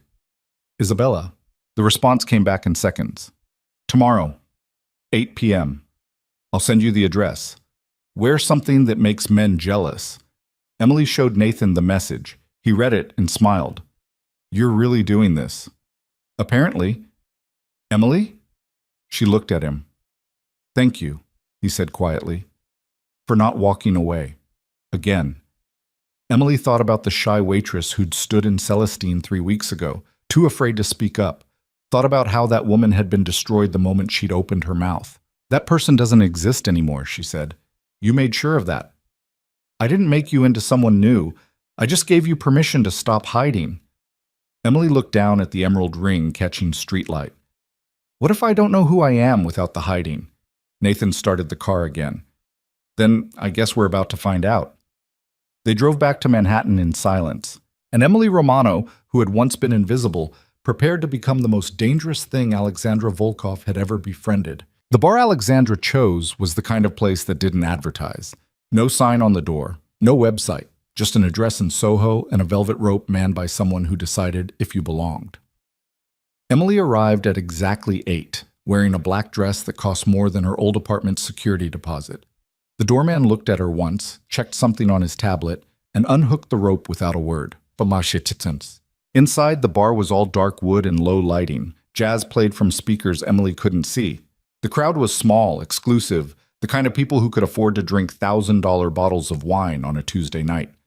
Alexandra was already there, sitting at a corner table with a view of the entire room. She saw Emily and waved her over. Isabella, you came. Of course.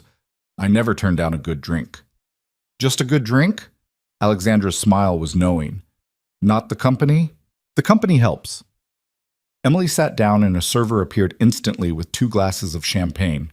Emily recognized the label, Dom Perignon, probably the 2008, about $400 a bottle. To new friends, Alexandra said, raising her glass. To new friends. They drank. The champagne was perfect. Emily hated that she could tell the difference now. So, Alexandra said, settling back in her chair, tell me about yourself. The real story, not the boring textile business version. Emily had prepared for this. Spent the entire day with Victoria rehearsing answers, building layers into Isabella's background that would hold up under scrutiny. What do you want to know? Everything. Start with why you're really dating Nathan Cole. The question caught Emily off guard. I told you, we met at a gala. Please. Alexandra's voice was sharp.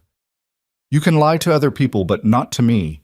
I saw how you looked at him during his little medical emergency. That wasn't love, that was calculation.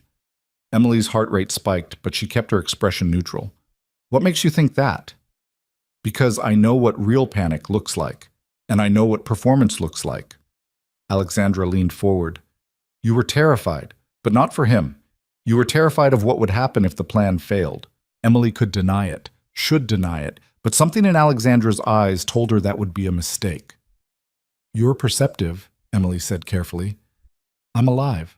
Same thing in my world. Alexandra sipped her champagne. So tell me the truth. Why are you with Nathan Cole? Emily made a decision. His company is worth $3 billion. He has no family except a 4-year-old daughter, and he's desperately lonely since his wife died. So you're after his money. I'm after security. Emily met Alexandra's eyes. I've spent my entire life watching my family's fortune disappear because my father made stupid decisions. I'm not making the same mistakes. Nathan Cole is smart, successful, and too exhausted to see that I'm exactly what he needs until it's too late. It was close enough to the truth that it felt real. And the bitterness in Emily's voice wasn't entirely fake. Alexandra studied her for a long moment. Then she smiled. I knew I liked you. You're practical. I prefer realistic. Most people would call it cold. Most people are poor. Alexandra laughed, genuinely delighted. Oh, we're going to be wonderful friends. The server returned with small plates of food Emily hadn't ordered. Oysters, caviar, things that cost more than they should. Tell me about your family, Alexandra said. The real story. Emily had prepared this too. My grandfather owned vineyards in Sicily. Beautiful land, old family, all the romantic Italian nonsense. Then someone stole it from him with fake paperwork and legal tricks. He spent the rest of his life trying to get it back and died broke. That's terrible. That's business. Emily's voice was flat. My father inherited nothing, tried to rebuild, failed.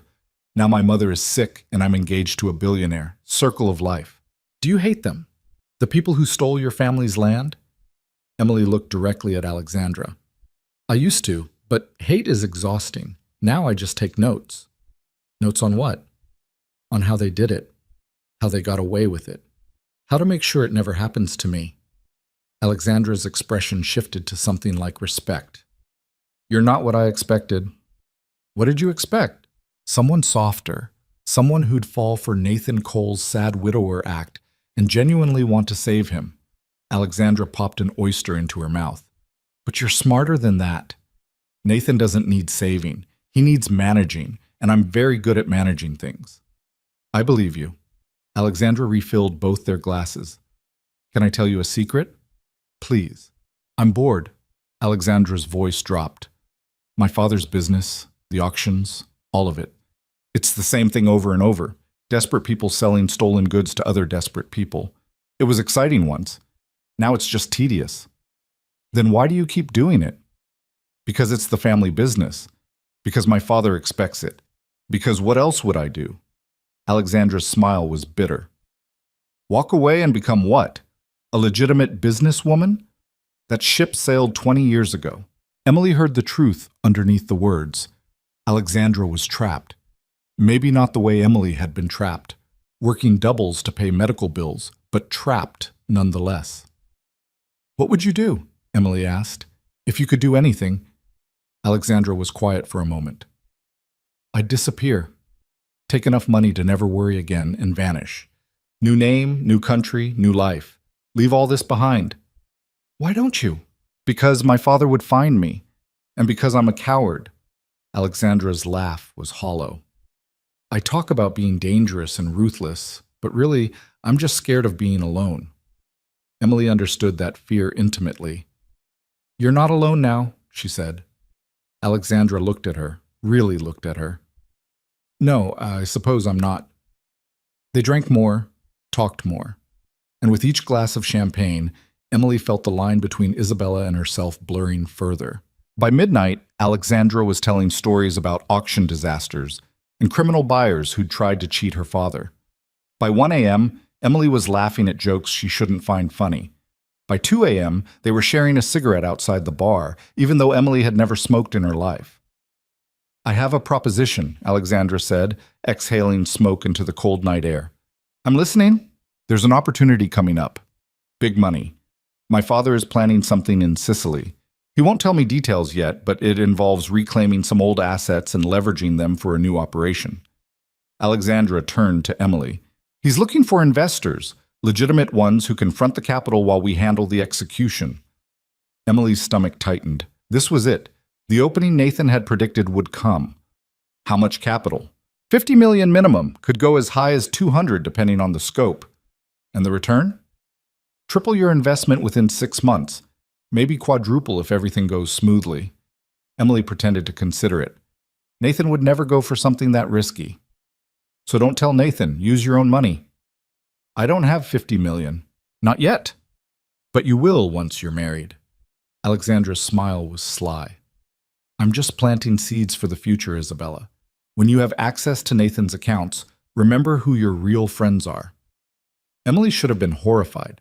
Should have been disgusted that Alexandra was casually suggesting she embezzle from her fake fiancé. Instead, she smiled. I'll remember. They parted ways at 2:30. Alexandra's driver took her north. Emily caught a cab south, back to Nathan's penthouse where she'd been staying for the past 3 weeks. Marcus was waiting in the lobby. How did it go? He asked as they rode the elevator up. She trusts me. Or at least she wants to. Emily pulled off her heels, her feet aching. She mentioned something about Sicily, an operation her father is planning.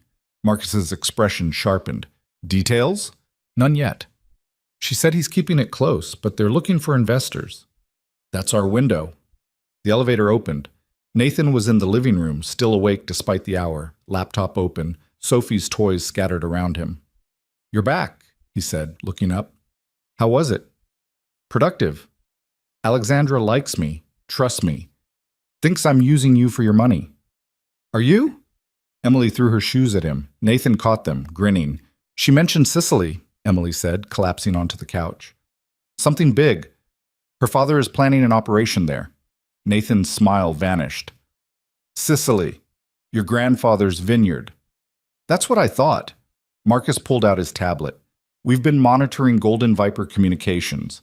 There's been increased activity around Corleone in the past month. Property transfers, security upgrades. Something's happening. They're fortifying, Nathan said, which means they're planning to use it as a base for something major. Emily stared at the ceiling. So what do we do? We get invited, Nathan said. If Alexandra trusts you, she'll bring you into the operation. Once you're inside, we can see what they're planning and stop it. And if I can't stop it? Nathan was quiet for a moment. Then we go to Sicily ourselves and burn it down. Emily sat up. You're serious. Your grandfather's land is the key to their operation. If we take it back, we take away their base, their security, their advantage. Nathan's eyes were hard. We hit them where they live. That's insane. That's war. Emily looked at Marcus. Is this actually possible? Tactically? Yes. We'd need a team, local support, extensive planning. Marcus's voice was clinical. But the bigger question is whether you're ready for what happens after. What do you mean? You expose the Golden Viper in Sicily, you paint a target on your back. These people don't forgive. They don't forget. You'd be looking over your shoulder for the rest of your life. Emily thought about her grandfather, about the vineyard he'd lost, about dying in a nursing home, still believing justice would come. I'm already looking over my shoulder, she said. At least this way, I'm moving forward. Nathan stood up, crossing to the window. The city sprawled below them, millions of lights, millions of lives. There's something else, he said quietly. The files we recovered from the auction. Marcus found something. What? Marcus pulled up an image on his tablet. It was a document, old, written in Italian. Emily recognized the letterhead, a Sicilian land office. This is the original deed to your grandfather's vineyard, Marcus said, from 1962. It was in the Golden Viper's files. Emily's breath caught. Why would they keep that? Insurance. Proof of ownership in case anyone ever challenged them. But it also proves they stole it. Marcus zoomed in on a signature. This transfer document is a forgery. The notary seal is fake. The witness signatures don't match any records from that time period. So we can prove it was stolen. More than that, we can prove who stole it. Marcus pulled up another document. This is the shell corporation that took ownership, registered in Luxembourg, owned by a trust in the Caymans, and the beneficiary of that trust is Alexei Volkov, Emily whispered. Exactly. He's been using your family's land for 40 years, laundering money through it, hiding assets. It's the foundation of his entire operation. Nathan turned from the window. Which means if we take it back, we don't just get justice for your grandfather. We destroy everything Alexei built on stolen land. Emily stared at the documents. Her grandfather's name was there, faded but visible. Antonio Romano. A man she'd barely known. A man who'd died believing he'd failed his family. When do we leave? She asked. We need to wait for Alexandra to invite you in, Nathan said. If we move too soon, we tip our hand. And if she doesn't invite me? She will. You're exactly what she needs, someone wealthy, bored, and morally flexible enough to invest in criminal enterprise. Emily almost laughed. 3 weeks ago, she'd been a waitress worried about rent. Now she was posing as a morally flexible heiress planning to infiltrate an international crime syndicate. Her phone buzzed. A text from Alexandra. Had so much fun tonight. Let's do it again soon, maybe this weekend. I want you to meet my father properly. He's very interested in your family's connections. Emily showed Nathan the message. That's your invitation, he said. Emily typed back, would love to. Should I bring Nathan? The response came immediately. No, just you. This is business, not a social call. She wants me alone, Emily said. Marcus frowned. That's a risk. It's also an opportunity. Nathan was already thinking ahead. If Alexei wants to meet you without me, it means he's vetting you as an independent asset, someone who can funnel money without my knowledge. So I'm going. Not without backup. Nathan pulled out his phone. Victoria will be there. Different location, monitoring everything. You'll have a panic button built into your watch. Anything goes wrong, you press it, and we extract you. Emily looked at the emerald ring on her finger. What if they search me? They won't. You're a potential investor, not a threat. They'll treat you like a valued guest. Nathan paused. Until they don't. Comforting. I'm not going to lie to you about the danger, but I'm also not going to let anything happen to you. Emily wanted to believe him, wanted to trust that Nathan could protect her from people who'd been killing with impunity for 40 years. Instead, she just nodded and sent Alexandra a confirmation. The weekend came faster than Emily expected. Alexandra's driver picked her up Saturday afternoon. The car was a black Mercedes with tinted windows and a driver who didn't speak. They drove north out of the city into Connecticut countryside that got progressively more isolated. Emily's watch felt heavy on her wrist. The panic button was disguised as a clasp. 3 taps, and Nathan's security team would mobilize. She didn't know if that made her feel safer or more terrified. They arrived at an estate that made the Hamptons auction house look modest. Gates, guards, acres of manicured lawns surrounding a mansion that belonged in a European castle catalog. Alexandra met her at the entrance. "Welcome to my father's weekend retreat," she said. "Try not to look impressed. He's very vain about it." "I'll do my best." Inside, the mansion was exactly what Emily expected. Too much money spent trying to prove something. Art that screamed expensive. Furniture that prioritized appearance over comfort. Everything curated to intimidate. Alexei Volkov was in the library. He stood when they entered, and Emily's heart nearly stopped. This close, she could see the resemblance to the photos Marcus had shown her. Older, grayer, but the same cold calculation in his eyes. The same man who'd destroyed her family. "Mr. Volkov," Emily said, extending her hand, "thank you for inviting me." "Miss Marchetti, a pleasure." His accent was thicker than his daughter's. "Alexandra speaks very highly of you." "She's too kind." "No, she's very selective about her friends. If she likes you, there's a reason." Alexei gestured to a chair. "Please, sit. Would you like tea, coffee?" "Coffee. Black." A servant appeared with a full service before Emily had finished sitting down. The coffee was perfect. Emily hated everything about this. "My daughter tells me you come from textile manufacturing," Alexei said. "Old Italian money.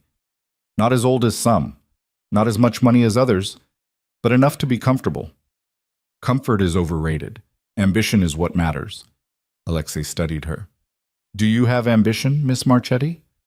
"Depends on the day." "Today?" Emily sipped her coffee. "Today I'm curious about why you wanted to meet me alone." Alexei smiled. "Direct. I appreciate that. Too many people waste time with pleasantries." He leaned back. "I have a business opportunity. High risk, high reward. It requires investors who understand that legitimate channels are sometimes too slow for modern business." "You mean illegal? I mean practical. And you think I'm practical enough to invest in something Nathan Cole wouldn't approve of? I think you're smart enough to recognize that Nathan Cole's approval is less important than your own future." Alexei's eyes were sharp. "My daughter tells me you're engaged. Congratulations. But engagement is not marriage, and marriage is not ownership. You're a foreigner in America. If things go wrong, you could find yourself with nothing." That's a cheerful thought. That's reality, which is why smart people diversify. Create safety nets Cole doesn't control. Emily set down her coffee cup. "What exactly are you proposing?" "An investment in a Sicilian reclamation project. We're acquiring undervalued property and leveraging it for agricultural development, vineyards specifically. The region has excellent potential." Emily's blood ran cold. He was talking about her grandfather's land, about using stolen property for his next scheme. "Vineyards," she repeated. Her voice came out steady. "In what part of Sicily?" "Near Corleone. Beautiful countryside. The property has been underdeveloped for years, but we have plans to transform it into a premium wine operation." Who owns it currently? We do. Through various corporate structures, all legitimate. Emily forced herself to smile. And the investment required? 50 million initial capital. Returns begin in 6 months. Within 3 years, you'd triple your investment, possibly quadruple depending on market conditions. That's ambitious. That's guaranteed. We already have buyers lined up for the entire first 5 years of production. It was exactly the kind of con her grandfather had fallen for. Beautiful promises, legitimate sounding details, numbers designed to make you stop asking questions.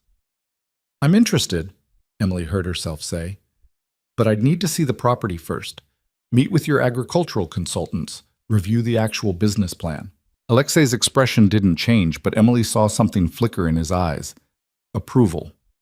Of course, due diligence is essential. He pulled out a tablet. We're planning a site visit in 2 weeks. Small group, key investors only. You'd fly to Palermo, tour the property, meet with local partners, 3 days total. I assume Nathan wouldn't be invited. This is your investment, not his.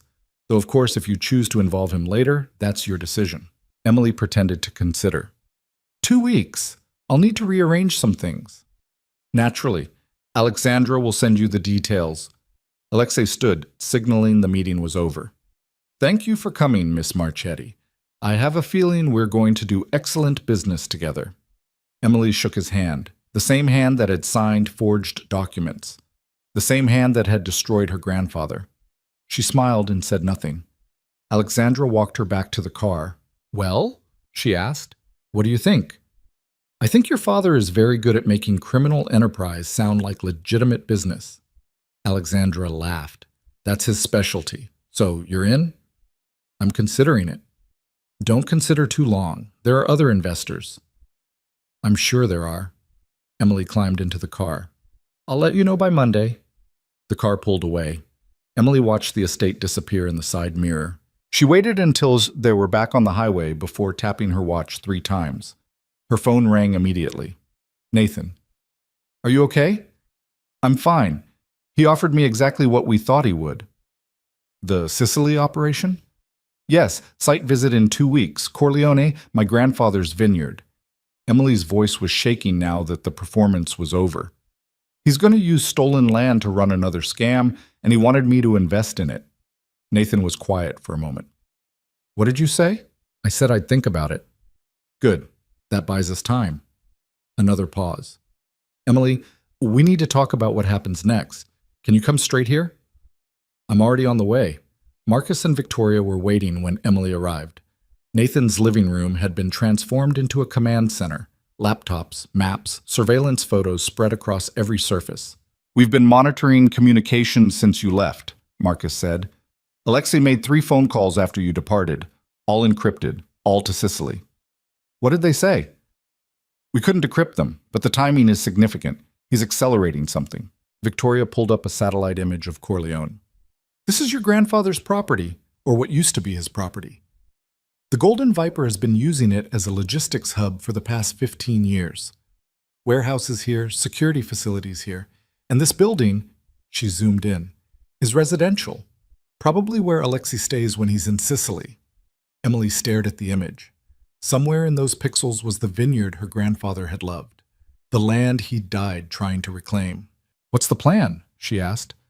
Nathan spread out a larger map. You accept the investment offer. You go to Sicily with Alexandra. While you're touring the property, my team will be staging nearby. We document everything, the stolen land, the criminal operation, all of it. Then we expose it. And after we expose it, we take it back, legally. We have the documents proving it was stolen. Italian authorities will have to act. You really believe that? That showing them paperwork will make them do the right thing? Nathan's expression was grim. No. I believe showing them paperwork while simultaneously exposing an international crime syndicate will make it politically impossible not to act. That's not a plan. That's hope. You have a better idea? Emily looked at the satellite image again. What if we don't wait for authorities? What if we just take it? Marcus frowned. Take it how? The same way it was stolen from my family. Paperwork, legal tricks, corporate shells. Emily's mind was racing now. We create a better forgery than theirs. We file it with Italian land offices. We make it look like the property transferred to new owners, to me, through legitimate channels. That's illegal, Victoria said. So is everything they've done for 40 years. Nathan was studying her. You're talking about fighting fraud with fraud. I'm talking about taking back what's mine using the same tactics they used to steal it. Emily met his eyes. You said this was war. Well, wars aren't won by playing fair. Marcus pulled out his tablet, already thinking tactically. We'd need someone inside the Italian land office. Someone who could backdate documents and make them look authentic. I know someone, Victoria said quietly, from my CIA days. He's based in Rome, handles exactly this kind of thing for intelligence operations. How much would it cost? $500,000, maybe more. Emily looked at Nathan. Can you afford that? Can you afford not to do this? She couldn't. Emily had spent 3 weeks becoming someone else, 3 weeks learning how to walk and talk and think like people who took what they wanted without asking. 3 weeks pretending to be Isabella Marchetti. Maybe it was time to stop pretending and start taking. Make the call, she said to Victoria. Nathan crossed to the window. If we do this, there's no going back. We'll be committing fraud in a foreign country against an organization that kills people for less. I know. And if it goes wrong, if we get caught, I can't protect you from Italian prison. I'm not asking you to protect me. I'm asking you to help me finish what my grandfather started. Nathan turned. Then we need to do this right. No mistakes. No improvisation. We plan everything down to the minute. For the next 3 days, they planned. Victoria's contact in Rome confirmed he could create the necessary documents. Marcus mapped out security protocols. Nathan arranged logistics, flights, safe houses, emergency extraction routes. And Emily studied everything about her grandfather's vineyard, old photographs, property surveys, family stories her mother had told her. On the third night, Emily found Nathan in Sophie's room watching his daughter sleep. She talks about you, he said quietly. Asks when Isabella is coming back. What do you tell her? That you're busy, that you'll visit soon. Nathan's voice was soft. She likes you. She doesn't like most people. Smart kid. Takes after her mother. They stood there in silence, watching Sophie's chest rise and fall. After Sicily, Nathan said. After we take back the vineyard. What happens to Isabella? Emily didn't have an answer. I don't know if I can go back to being Emily, she admitted. The person I was before. She feels like someone I made up. Maybe you did. Maybe we all do. Nathan looked at her. But the question isn't who you were. It's who you want to be. I want to be someone my grandfather would be proud of. He would be. He'd be terrified and furious that you're doing something this dangerous. But he'd be proud.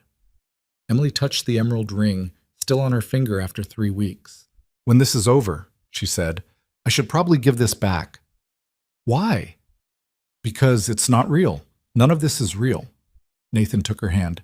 Emily, I gave you my mother's ring because I thought you deserved it. Not Isabella, you. And regardless of what happens in Sicily, that hasn't changed.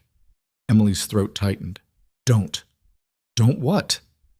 Don't make this complicated. It's already complicated. It's been complicated since the night you saved me at Celestine. That was different. I was different. No. You were just finally letting yourself be seen. Nathan's grip on her hand was warm. And I see you. Not the role you're playing. Not the character we created. You. Emily wanted to pull away. Wanted to keep the wall between them that made this bearable. But she was so tired of hiding. What if I don't know who that is anymore? She whispered. Then we'll figure it out. After Sicily. After all of this. Nathan paused. Together. Emily looked at him. Really looked at him. Not the billionaire, not the single father, just a man who was as lost as she was, trying to find something real in a world built on lies. She kissed him. It wasn't planned, wasn't part of any strategy or performance. It was just Emily, tired of pretending, reaching for something true. Nathan kissed her back. And for one moment, in a dark room with a sleeping child, and the weight of everything they were about to risk, Emily let herself believe that maybe some things were real after all. They pulled apart. That was, Nathan started. A mistake, Emily finished. I was going to say inevitable. Emily smiled despite herself. That too. Her phone buzzed. A message from Alexandra. My father approved your investment. Sicily trip is confirmed. See you in 2 weeks, partner. Emily showed Nathan the message. This is it, he said. Last chance to back out. Emily thought about her grandfather, about Sophie sleeping in the next room, about everything the Golden Viper had taken from people who couldn't fight back. I'm not backing out, she said. I'm finishing this. 2 weeks later, Emily boarded a private jet to Sicily carrying a fake identity, stolen documents, and the weight of 40 years of injustice. The war was about to reach its end, and someone was going to lose everything. Sicily looked different than Emily had imagined. She'd expected something picturesque, rolling hills, ancient villages, the romantic Italy from travel magazines. Instead, the landscape outside the car window was harsh and beautiful in equal measure. Dry earth, twisted olive trees, mountains that looked like they'd been there since the world began. Alexandra sat beside her in the back of a Range Rover, scrolling through her phone. They'd landed in Palermo 2 hours ago and were now driving inland toward Corleone. 3 other cars followed, investors Alexei had vetted, plus security that tried not to look like security. You're quiet, Alexandra said without looking up. Just thinking. About? Whether I'm making a massive mistake investing $50 million in Sicilian vineyards with people I barely know. Alexandra smiled. Smart. You should be nervous. Anyone who isn't nervous around my father is an idiot. That's not reassuring. It's not supposed to be. It's honest. Alexandra finally looked at her. Are you going to back out? Emily thought about Nathan, waiting in a villa 20 kilometers away with Marcus and Victoria. Thought about the forged documents already filed with the land office in Palermo. Thought about her grandfather dying in a nursing home, still believing justice would come. No, she said. I'm not backing out. Good. Because we're here. The car turned off the main road onto a private drive. Gates opened automatically, and then Emily saw it. Her grandfather's vineyard. It looked nothing like the photographs. The main house was still there, old stone, terracotta roof, exactly as her mother had described. But everything else had been transformed. Warehouses where grape fields should have been. Security fences. Guard posts. The bones of the vineyard were visible underneath, like a body that had been dissected and repurposed for parts. Emily's hands clenched in her lap. Impressive, isn't it? Alexandra said. My father bought this property for nothing 30 years ago. Now it's worth $20 million just in infrastructure. Bought, not stole. Emily bit her tongue hard enough to taste copper. The cars stopped in front of the main house. Alexei was waiting on the steps, flanked by men who were definitely not agricultural consultants. Welcome to Corleone, he said, spreading his arms. The heart of our Sicilian operation. The other investors climbed out.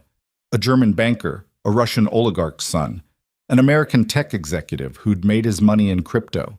All of them carrying briefcases full of money they thought was going to make them richer. Emily followed Alexandra inside. The house had been gutted.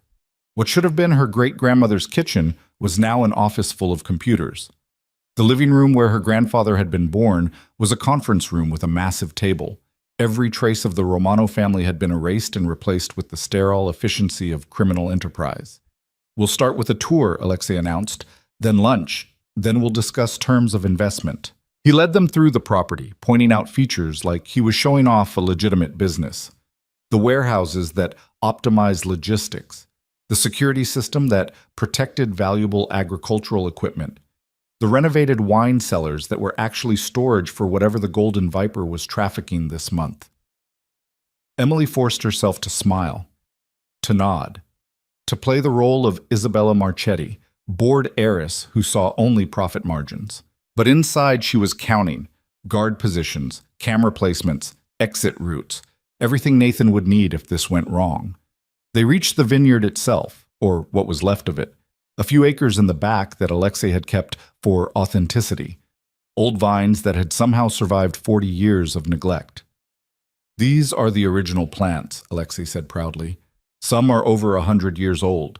The previous owner apparently cared about them very much. Emily stopped walking. What happened to the previous owner? She asked. Her voice came out steady. Who knows? Some local family. They sold it and moved on. Alexei shrugged. Ancient history. You mean you stole it? The words were out before Emily could stop them. The entire group went silent. Alexei turned slowly. I'm sorry? Emily's heart was hammering, but her voice stayed calm. You stole this property. The previous owner didn't sell it. You forged documents and took it. Alexandra grabbed her arm. Isabella, what are you? My name isn't Isabella. Emily pulled her arm free. It's Emily. Emily Romano. And this vineyard belonged to my grandfather. For 3 seconds, nobody moved. Then Alexei started laughing. Romano, he said, like he was tasting the word. Antonio Romano. I remember now. Stubborn old man. Refused to accept reality even when we showed him the paperwork. The forged paperwork. The legal paperwork signed by a notary. Witnessed. Completely legitimate in the eyes of Italian law. Alexei's smile was cold. Your grandfather was a fool who made bad investments. We simply capitalized on his mistakes. You destroyed my family. No. We gave your family exactly what they deserved for being weak. Alexei stepped closer. And now you come here pretending to be someone else, thinking you can do what? Get revenge? Take back land you have no claim to? Actually, Emily said, I already took it back. She pulled out her phone and showed him a document. The new deed, filed 3 days ago with the land office in Palermo, showing ownership transferred from Alexei's shell corporation to Emily Romano through a complex series of legal transactions that looked completely legitimate because Victoria's contact had made them legitimate. Alexei snatched the phone, reading. His face went white. This is impossible. It's done. As of 72 hours ago, this property legally belongs to me. You're trespassing. Alexandra was staring at Emily like she'd never seen her before. You played me. Everything. The friendship, the investment, all of it was a lie. Yes. Why? Because you and your father have been stealing from people for 40 years and someone needed to stop you. Alexei threw the phone on the ground. You think filing paperwork means anything? You think I can't make you disappear before anyone even knows you were here? That would be difficult, Nathan said, considering there are about 20 witnesses watching this conversation right now. He emerged from behind one of the warehouses with Marcus and 6 security personnel, all armed, all positioned strategically around the property. The other investors scattered immediately. The German banker literally ran back to his car. Alexei's guards reached for their weapons, but Marcus's team was faster. Within seconds, every gun was pointed at the ground, and Alexei was surrounded. Nathan Cole, Alexei said. His voice was still calm, but Emily could see the calculation behind his eyes. This is unexpected. Is it? You tried to steal from me. My fiancé stopped you. Did you really think I'd let that go? Your fiancé. Alexei looked at Emily with something like respect. She's very good. I almost believed her. She was good enough to infiltrate your organization, gain your daughter's trust, and take back everything you stole from her family. Nathan crossed to stand beside Emily. And now you're finished. You can't prove anything. That deed is a forgery. Actually, it's more legitimate than yours ever was. Nathan pulled out a tablet. We have the original documents from 1962. We have proof your notary seal was fake. We have testimony from 3 people who witnessed your organization coercing the Romano family into signing over their property. He showed Alexei the screen. And we have Italian authorities standing by to arrest you the moment we make the call. Alexei's expression finally cracked. You're bluffing. Am I? Nathan looked at Marcus. Make the call. Marcus pulled out his phone. Wait, Alexandra said. She was still staring at Emily. You never cared about me, about our friendship, any of it. Emily wanted to say yes, wanted to confirm that every moment had been performance, every conversation calculated manipulation. It would be easier that way, cleaner, but it would also be a lie. I didn't want to care, Emily said quietly. I wanted to use you and walk away. But you told me you were trapped, that you wanted to disappear, that you were tired of being your father's daughter. She paused. That part was real, and I think you know it. Alexandra's eyes were wet. So what happens now? You take the vineyard, my father goes to prison, and I'm supposed to thank you for destroying my life? Your life was already destroyed. You just didn't know it yet. Emily's voice was softer. You told me you wanted to disappear. Here's your chance. What are you talking about? Nathan spoke up. We're not interested in you, Alexandra. Just your father.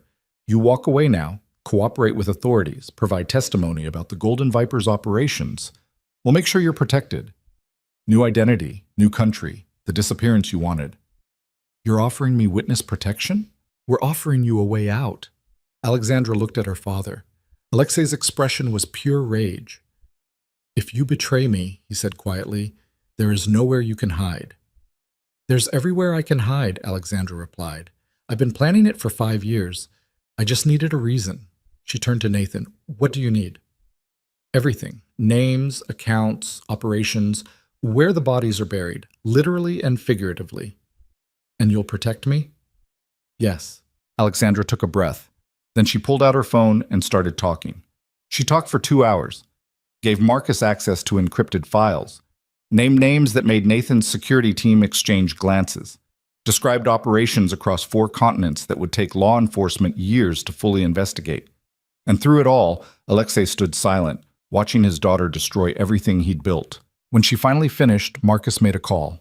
Within 30 minutes, Italian police arrived in force. Carabinieri. Financial crimes investigators. Enough official presence that Alexei's remaining guards surrendered without a fight. Emily watched as they put handcuffs on the man who destroyed her grandfather. Watched him being led to a police car. Watched him look back at the vineyard one last time. It was never yours, Emily said. Her voice carried across the courtyard. And now everyone knows it. Alexei didn't respond. But Emily saw something in his face that might have been recognition. Not remorse, not shame. Just the simple acknowledgement that he'd finally lost. The police cars drove away. The other investors had fled hours ago. The property was empty except for Emily, Nathan, Marcus, Victoria, and Alexandra. What happens to me now? Alexandra asked. Victoria stepped forward. There's a flight to Athens in 4 hours. From there, you'll go to a safe house in Prague. New documents, new identity. You'll never be Alexandra Volkov again. Good. I hated being her anyway. Alexandra looked at Emily one last time. For what it's worth, I meant what I said that night at the bar, about being bored, about wanting to disappear. That was real. I know. And I really did like you, or at least I liked who I thought you were. Emily almost smiled. I liked who I thought I was too. Turns out we were both pretending. Maybe that's all any of us can do. Pretend until it becomes real enough to matter. Alexandra picked up her bag. Goodbye, Emily Romano. Goodbye, Alexandra. Victoria led her away toward a waiting car. Emily watched until they disappeared down the drive. Then it was just her and Nathan standing in the courtyard of her grandfather's vineyard. It's yours now, Nathan said quietly. Legally. Completely. No one can take it from you. Emily looked at the old stone house, the neglected vines, the warehouses that would need to be torn down, the entire property that represented 40 years of injustice finally corrected. She should have felt victorious. Instead, she just felt tired. My grandfather spent his whole life trying to get this back, she said. He died believing he'd failed. And now I'm standing here, and he's not. He never got to see justice. But he raised a daughter who raised you, and you did what he couldn't. Nathan's voice was gentle. That's not failure. That's legacy. Emily walked to the vineyard, to the old vines Alexei had kept. Her grandfather had planted these, had tended them, had believed they'd still be here when he came home. She touched one of the vines and felt the rough bark under her palm. What do I do with it now? She asked. I don't know anything about running a vineyard. You could sell it, use the money to take care of your mother, live comfortably for the rest of your life. I could. Or? Emily looked at the mountains in the distance, the harsh, beautiful landscape that her family had called home for generations. Or I could stay, she said. Tear down the warehouses, replant the fields, turn this back into what it was supposed to be. That would take years. I have years. It would take money. You owe me approximately 6 weeks of salary at $20,000 a week. Emily calculated in her head.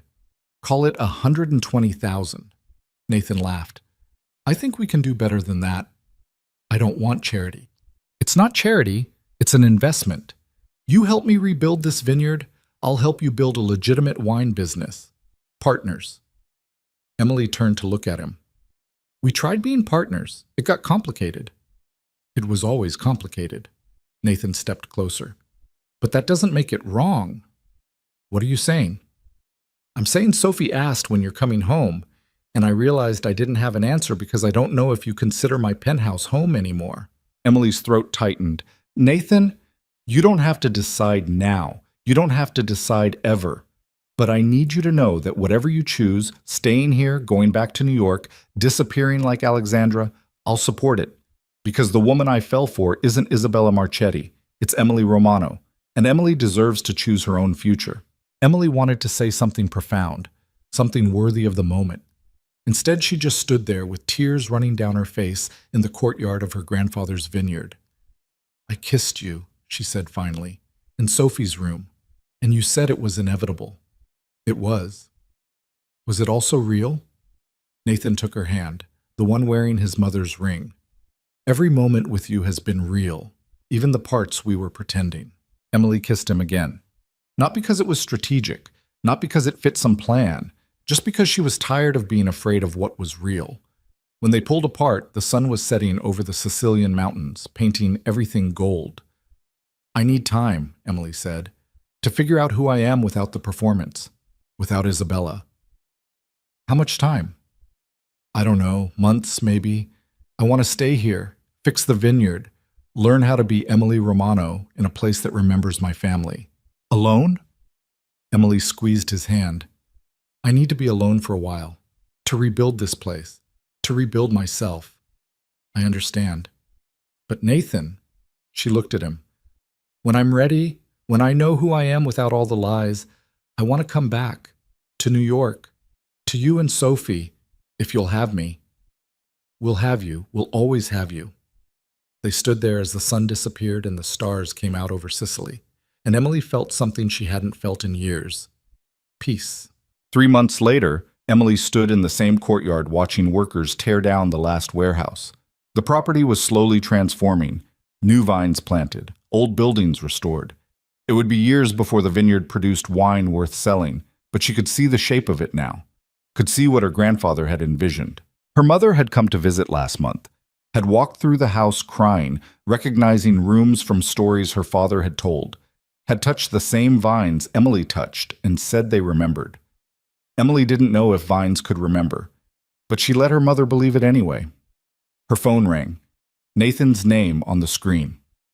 Hey, she answered. Hey yourself. How's Sicily? Dusty, hot, perfect. Sophie wants to know when you're coming to visit. Tell her soon, maybe next month. She also wants to know if you're still going to marry her daddy. Emily laughed. What did you tell her? That it's complicated. Good answer. Nathan was quiet for a moment. I miss you. I miss you too. But you're not ready to come back. Not yet. The vineyard needs me, and I need to finish what I started here. I know, I'm not asking you to choose between Sicily and New York. I'm just saying we're here when you're ready. Emily looked at the emerald ring, still on her finger after 5 months. I'm still wearing your mother's ring. I know, I can see it. Emily looked up. Nathan was standing at the gate with Sophie holding his hand. Surprise, he said, grinning. Sophie broke free and ran across the courtyard, crashing into Emily hard enough to nearly knock her over. You came back, Sophie squealed. I never left. You came to visit me. Daddy said we could stay for a whole week and help with the grapes and everything. Emily looked at Nathan over Sophie's head. He shrugged. Couldn't stay away, he said. Plus, someone needed to make sure you're actually taking breaks and eating real food. I eat. Wine and cheese at midnight doesn't count. Emily laughed. It felt good. Natural. Like the performance had finally ended and she could just exist. They spent the week working on the vineyard. Nathan helped repair fences. Sophie planted flowers near the house. Emily taught them both the Sicilian dialect her grandfather had taught her, laughing when they butchered the pronunciation. On the last night, after Sophie had fallen asleep in what used to be Emily's grandmother's bedroom, Nathan and Emily sat on the terrace drinking wine Emily had bought from a vineyard down the road. You're different here, Nathan said. Lighter. I'm not performing anymore. You were always performing, even as Emily, pretending to be invisible, pretending not to matter. Sicily is the first place you've let yourself just exist. Emily knew he was right. I don't know if I can go back to New York and keep existing this way. The city has too many memories of who I was pretending to be. So don't go back to being that person. Be this one. The woman covered in dirt who smells like fertilizer? The woman who took back her family's legacy and turned it into something beautiful. Nathan paused. The woman my daughter is already planning to have as her stepmother. Emily nearly choked on her wine. She what? She's very determined. Gets it from her mother. Nathan, I'm not asking you to marry me right now. I'm not even asking you to move back to New York. I'm just saying that whenever you're ready, whether it's 6 months or 6 years, we'll be waiting, me and Sophie, in that penthouse where you first agreed to go to war with me. Emily set down her wine glass. You're making this very difficult. Good. You made it difficult for me the moment you saved my life in a restaurant. I didn't save your life, I saved your company. Same thing. Emily looked at the vineyard spreading out below them in the moonlight, looked at the man who'd helped her reclaim it, looked at the ring on her finger that she'd worn for so long it felt like part of her. I need another year, she said, to make this place work, to prove I can build something real. Take 2 years, take 5, I'm not going anywhere. And after, if I come back to New York, we figure it out together the same way we figured out everything else. Emily leaned her head on his shoulder. I never thanked you for giving me the chance to do this. You saved my company. I gave you your family's land back. We're even. No, we're not. You gave me back myself. Emily's voice was soft. The person I was before I learned to disappear, before I started pretending to be whatever other people needed. You gave me permission to be messy and complicated and real. Nathan kissed the top of her head. You were always those things. You just hid them better than anyone I'd ever met. They sat there in comfortable silence, watching the stars over Sicily. The next morning, Nathan and Sophie left. Emily walked them to their car, hugged Sophie tight, and told her to take care of her daddy. I will, Sophie said seriously. But you have to come visit soon, and bring wine. Daddy says you're making wine. In a few years, I'll bring you the first bottle. I'm 4. I can't drink wine. You'll be older by then. Sophie considered this, then nodded like it made perfect sense. Nathan hugged Emily last. A year, he said. A year, she confirmed. I'll call every week. You better. They drove away and Emily stood alone in the courtyard of her grandfather's vineyard. She wasn't lonely, wasn't scared, wasn't pretending to be anyone except herself. For the first time in 30 years, Emily Romano knew exactly who she was. The months passed, the vineyard grew.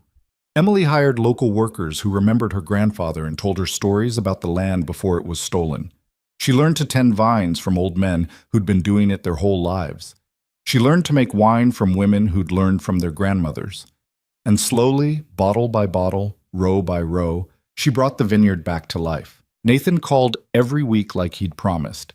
Sometimes Sophie would steal the phone and tell Emily about school or the new playground in Central Park, or the book Nathan had read her 17 times. Sometimes they'd video chat and Emily would show them the progress on the vineyard.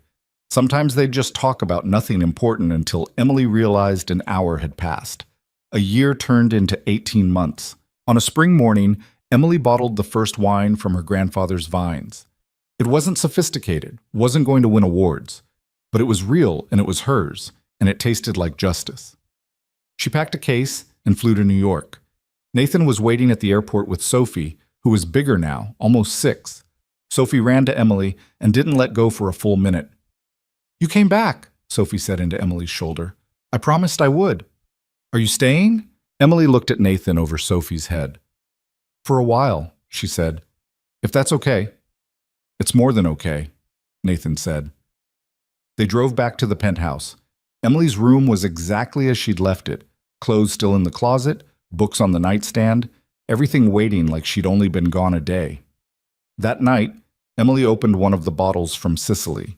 She poured glasses for herself and Nathan while Sophie watched with great interest. To your grandfather, Nathan said, raising his glass. Who would be very proud? To my grandfather, Emily repeated, who never gave up. They drank the wine, It was rough around the edges, unpolished, real. "It's terrible," Nathan said. "It's perfect," Emily corrected. Sophie asked if she could try a sip. Nathan said, "Absolutely not." Emily snuck her a tiny taste when he wasn't looking. Sophie made a face and declared all wine was disgusting. Later, after Sophie was asleep, Emily and Nathan sat on the terrace overlooking the city. "What happens now?" Nathan asked. "I don't know. I need to go back to Sicily. The harvest is in 3 months and I have to be there." "I know. But I also want to be here, with you and Sophie." "So we split time. Sicily half the year, New York half the year. Sophie learns Italian and how to stomp grapes." Emily smiled. "You've thought about this." "I've had 18 months to think about it." "And you're okay with it? Sharing me with a vineyard in Sicily?" "Emily, I'm okay with anything that means you're in our lives. However that looks." Emily turned to face him. "I love you. I don't know when it happened. Maybe that first night at Celestine, maybe when you gave me your mother's ring, maybe somewhere in between. But I love you, and I'm terrified of it." "Why terrified?" "Because everyone I've ever loved, I've lost. My grandfather, my father, the version of my mother before she got sick. I don't know how to love something without waiting for it to disappear." Nathan took her hand. "Then don't wait. Just love it while it's here." It was the simplest and most complicated thing anyone had ever said to her. Emily kissed him. And this time, there was no pretending, no performance, no Isabella Marchetti playing a role, just Emily Romano, finally brave enough to stop hiding. 6 months later, they were married in Sicily in the courtyard of the vineyard. Small ceremony, close friends. Sophia's flower girl taking her job very seriously. Emily's mother crying in the front row. Marcus and Victoria providing security that nobody needed because for once there were no criminals to fight. Alexandra sent a postcard from somewhere in South America. Just 3 words. "Congratulations." Still disappeared. Emily kept it on her dresser. They split their time between Sicily and New York exactly as planned. Sophie learned to speak Sicilian with an accent that made the local workers laugh. Nathan invested in expanding the vineyard, building a proper winery, creating something legitimate from land that had been used for crime. The first commercial vintage came out 3 years after Emily reclaimed the property. It wasn't the best wine in Sicily, but it was honest. And people bought it because Emily didn't hide the story. She put it right on the label. Romano Vineyard. Stolen 1987. Reclaimed 2026. Wine critics called it gimmicky. Wine drinkers called it justice. Emily called it home. On the 5th anniversary of the night she'd exposed Alexei Volkov at Celestine, Emily stood in the vineyard at sunset with Nathan and Sophie. They'd released a new vintage that morning. The bottles were already selling out. "Your grandfather would be proud," Nathan said. Emily thought about that, about the old man who died still fighting, still believing that someday someone would make things right. "I think he'd be surprised," she said. "I'm not sure he'd believe that the shy granddaughter who barely spoke at family dinners would end up here." People surprise themselves when they stop hiding. Sophie was running between the vines, chasing fireflies in the fading light. She looked happy, free, like a child who'd never learned to be afraid. "Thank you," Emily said to Nathan. "For what?" "For seeing me when I was invisible. For giving me permission to stop pretending. For waiting 18 months while I figured out who I was." She paused. "For loving me even when I was someone else." "You were never someone else. You were always Emily. You just needed to remember." They stood there as the sun disappeared and the stars came out over Sicily. The same stars that had watched Emily's grandfather plant these vines.